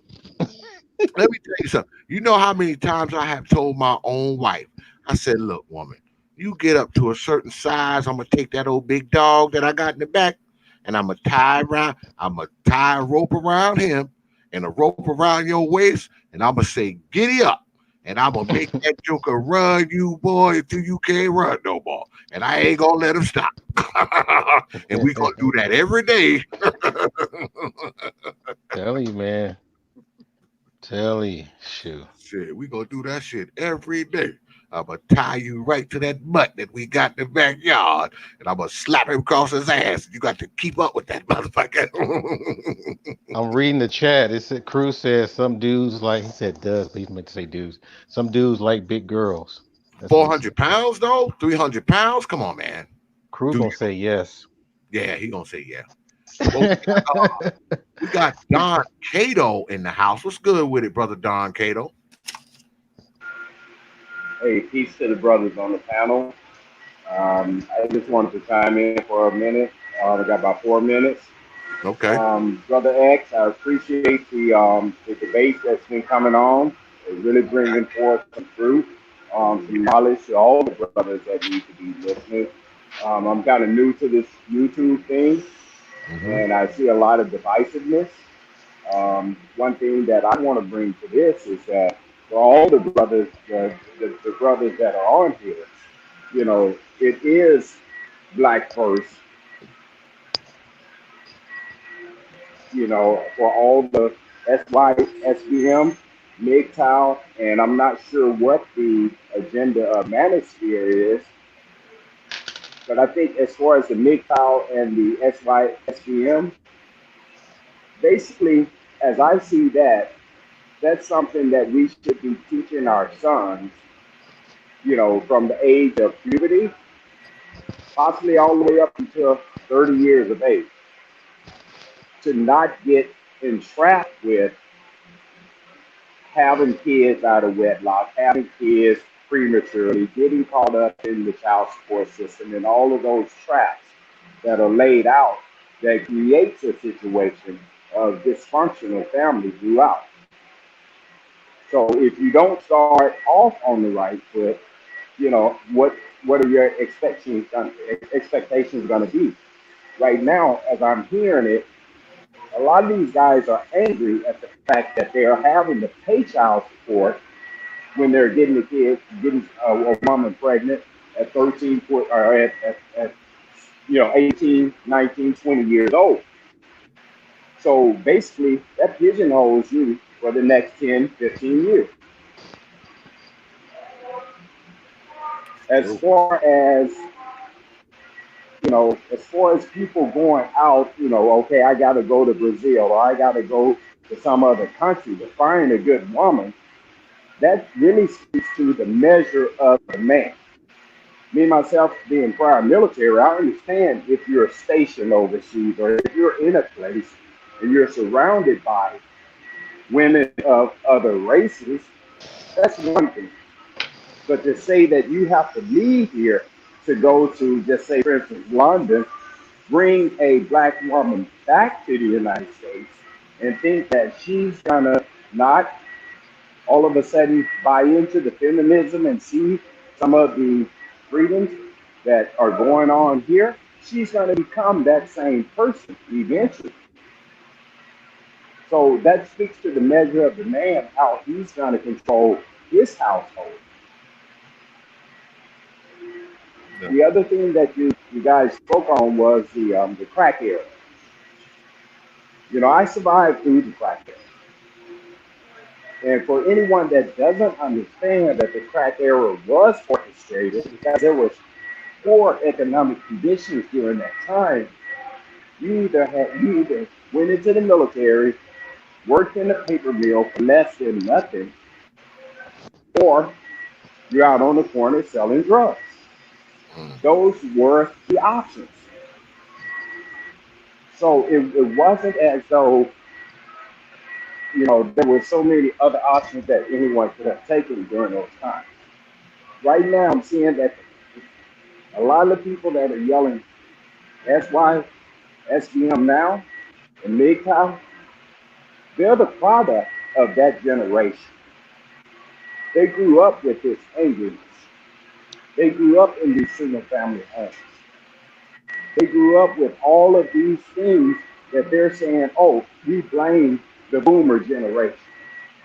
Well, just as the boomer generation was a product of the 50s and 60s, we had to deal with repercussions that were put on our parents at that time.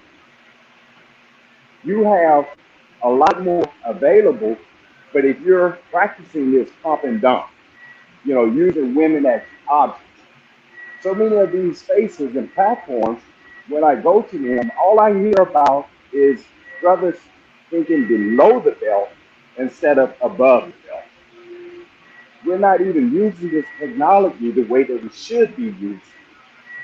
The last thing that I wanted to say before I get out of here is it's interesting to me how in Virginia, you can have 22,000 people show up for a 2A rally, from all across the country to support 2A. So when we have these police shootings and wrongdoing throughout the country, we don't show up for those things. Our people are getting gunned down repeatedly by law enforcement. Nobody's showing up. Nobody's turning out.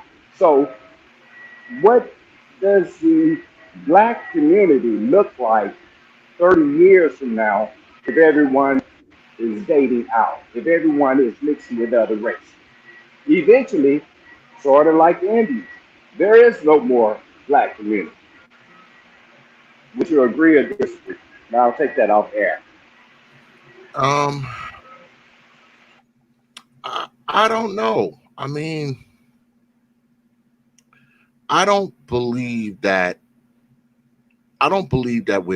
we're in danger of getting bred out because, the black men that do get married, I mean, I'm one of them. 85% of us marry black women. That's just a statistical fact. Now, far as the rest of the brothers out there who are, getting with other women and having these mixed breed kids and shit like that, I think that there's going to be a new there will be another class of black people where you have the quote unquote mulatto class or the mixed class. But I just think they're going to be another group of black people. I don't think they endanger I don't think they are direct danger to black people in that sense where, there's going to be no more black people that look like us. I just don't believe that. I just think that it's going to be more of them, and they are just going to be another, type of black people. That's what I believe. I mean, that's just me. I don't think we're in danger of being bred out.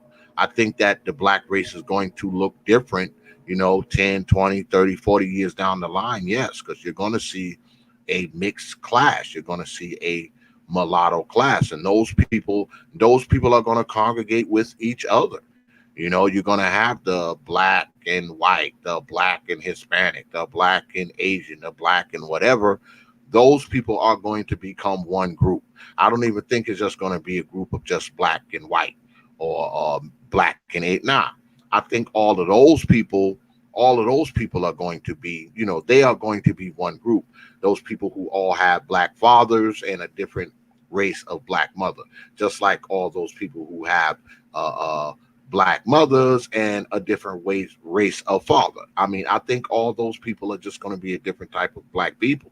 That's what I think, because regardless of anything else, the world is going to continue to treat them black. Doesn't matter who they got one black parent, they're going to treat them like they black, regardless of what they call themselves or what we call them. This country is going to treat them like they're black. They're just going to be a different kind of black. That's it. As far as this country's concerned, this country's not going to treat them different.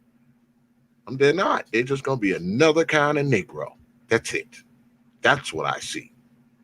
To be honest. But I'm about to get up out of here because it's like 1:30 up in here. So any parting shots before we peel out of here, brothers? Well, stay in school, say no to drugs, and don't be starting forest fires. Gotta say that. But the whole thing is, if you can find something that can approve your manhood and make you who you're supposed to be as a man, then do what you have to do. And don't try to get any validation for it.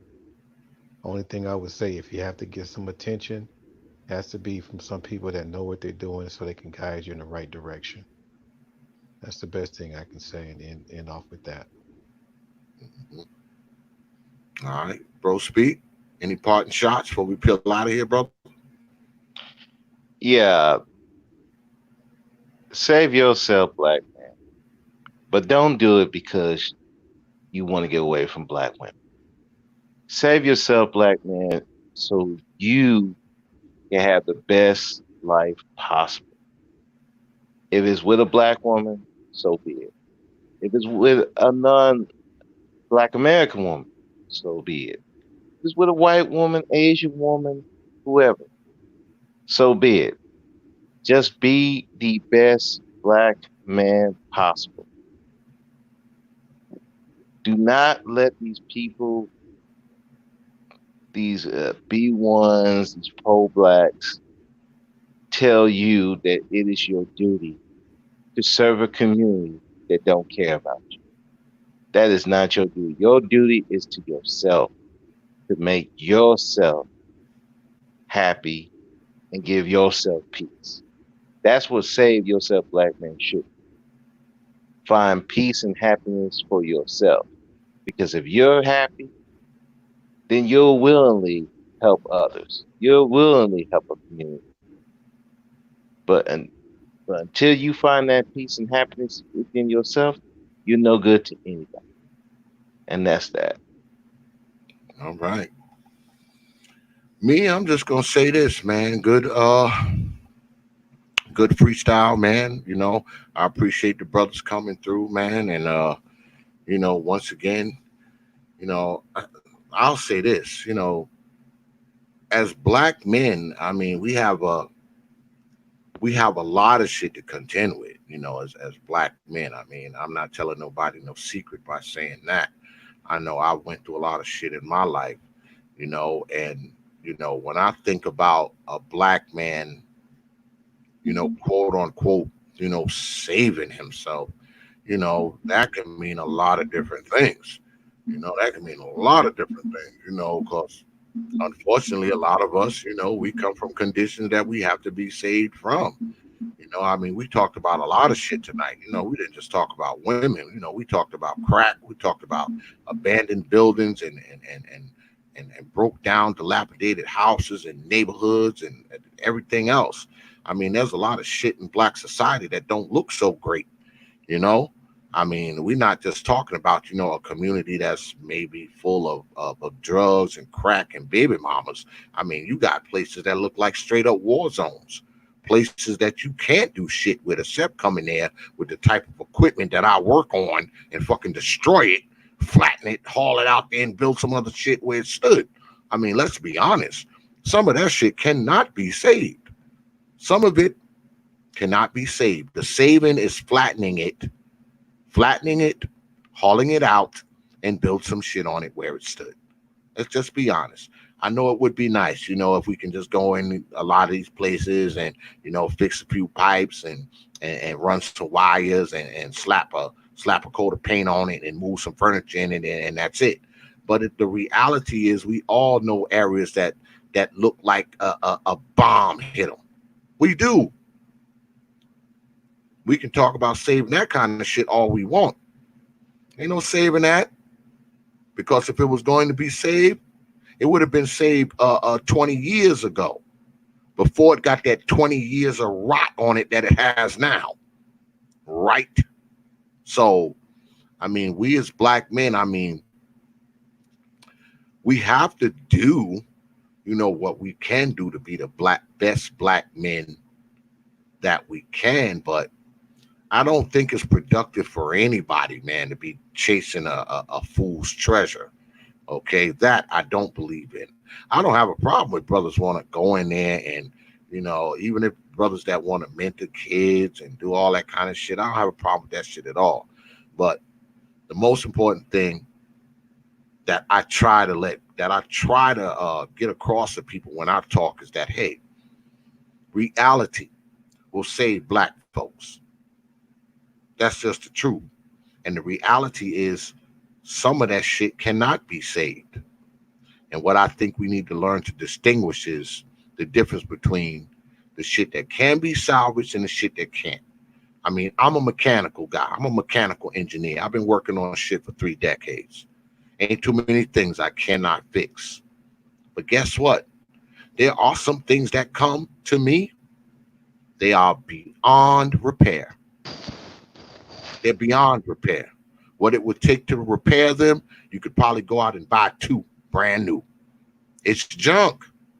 And unfortunately, there's a lot of pockets of black society that are just junk. There's no fixing it.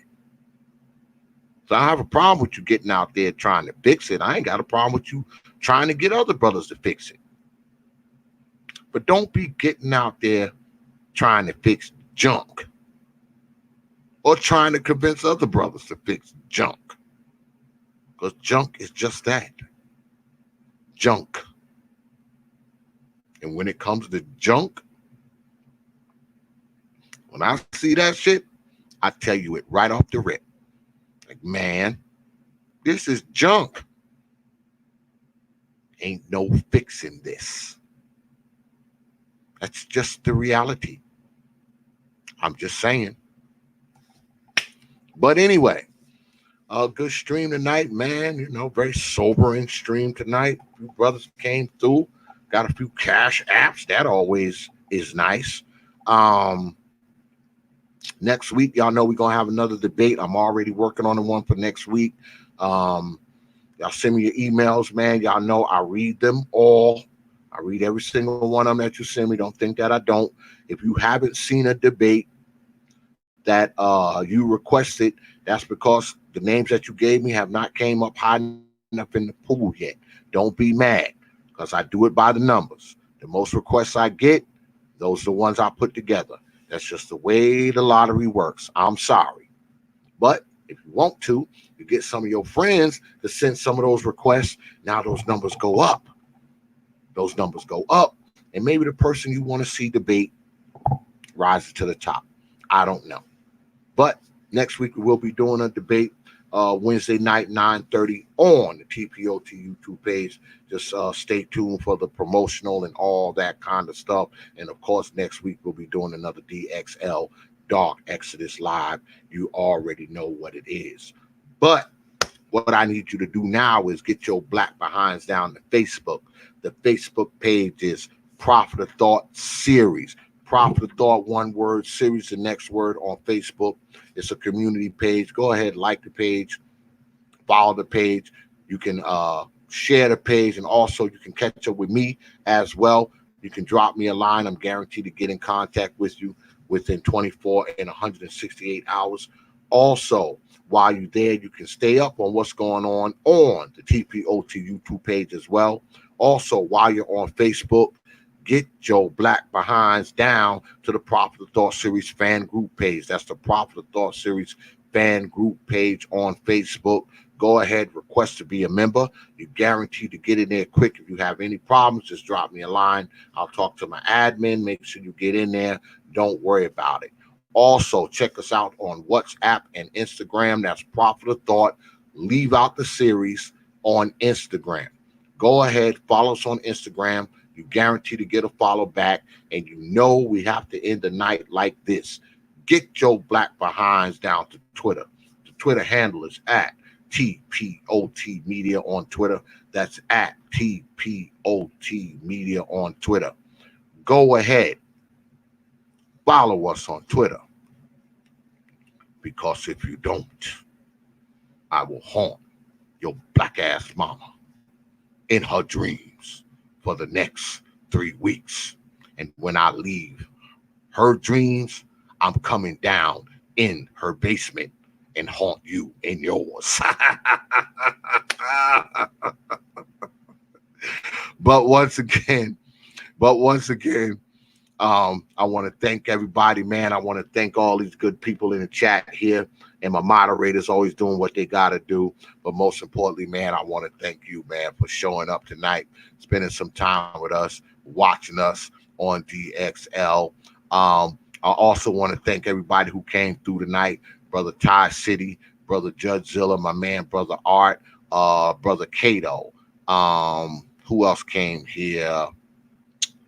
God, I can't even remember his name now. The something heterosexual, whatever his name was. That brother, I appreciate all you brothers for coming through tonight, man. I do. You know, you're welcome anytime on the TPOT YouTube page. You know. So, with that, I will leave you with 3 words. You know, like I always do. Open your mind. Dark Exodus.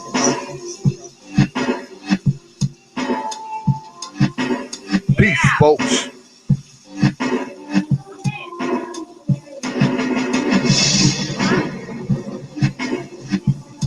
The protest. Dark Exodus.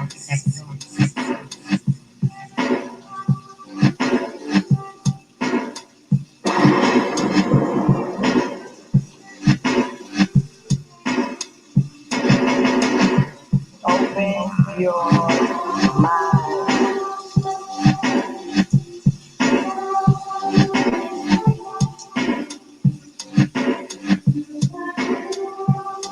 You know.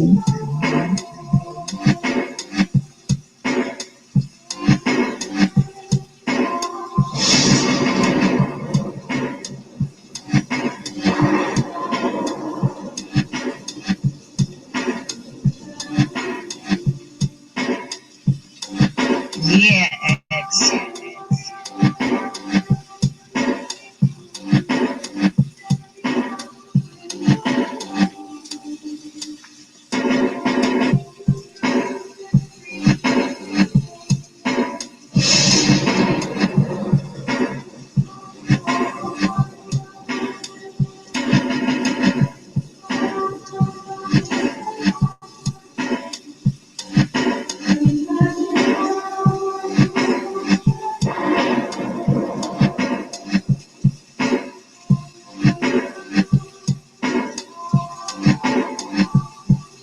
Dark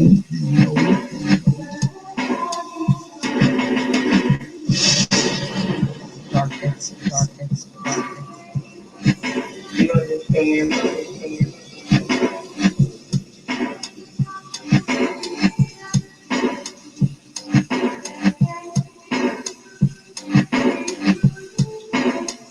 Yeah, X.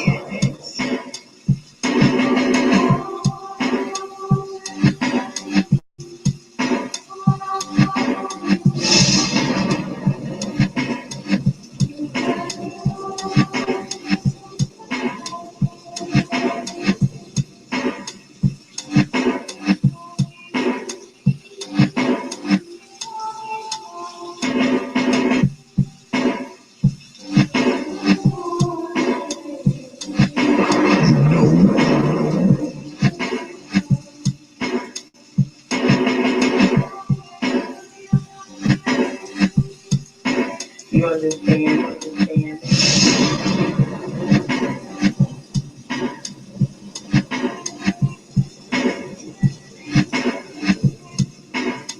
Open your mind.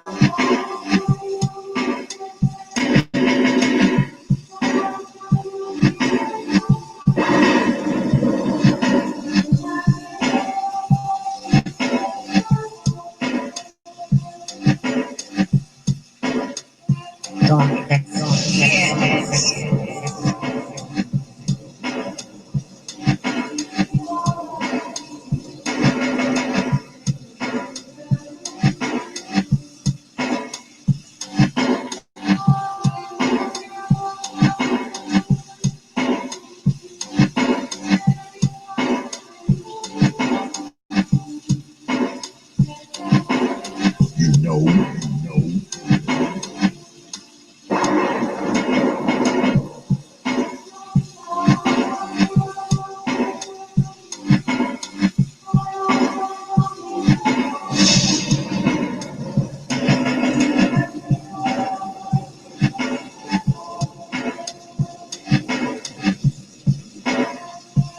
You understand?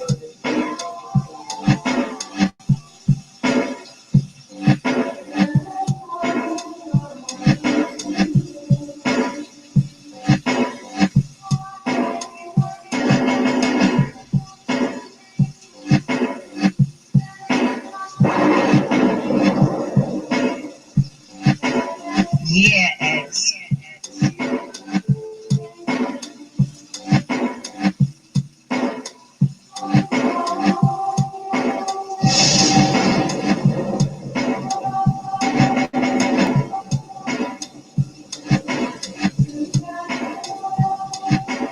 Open your mind.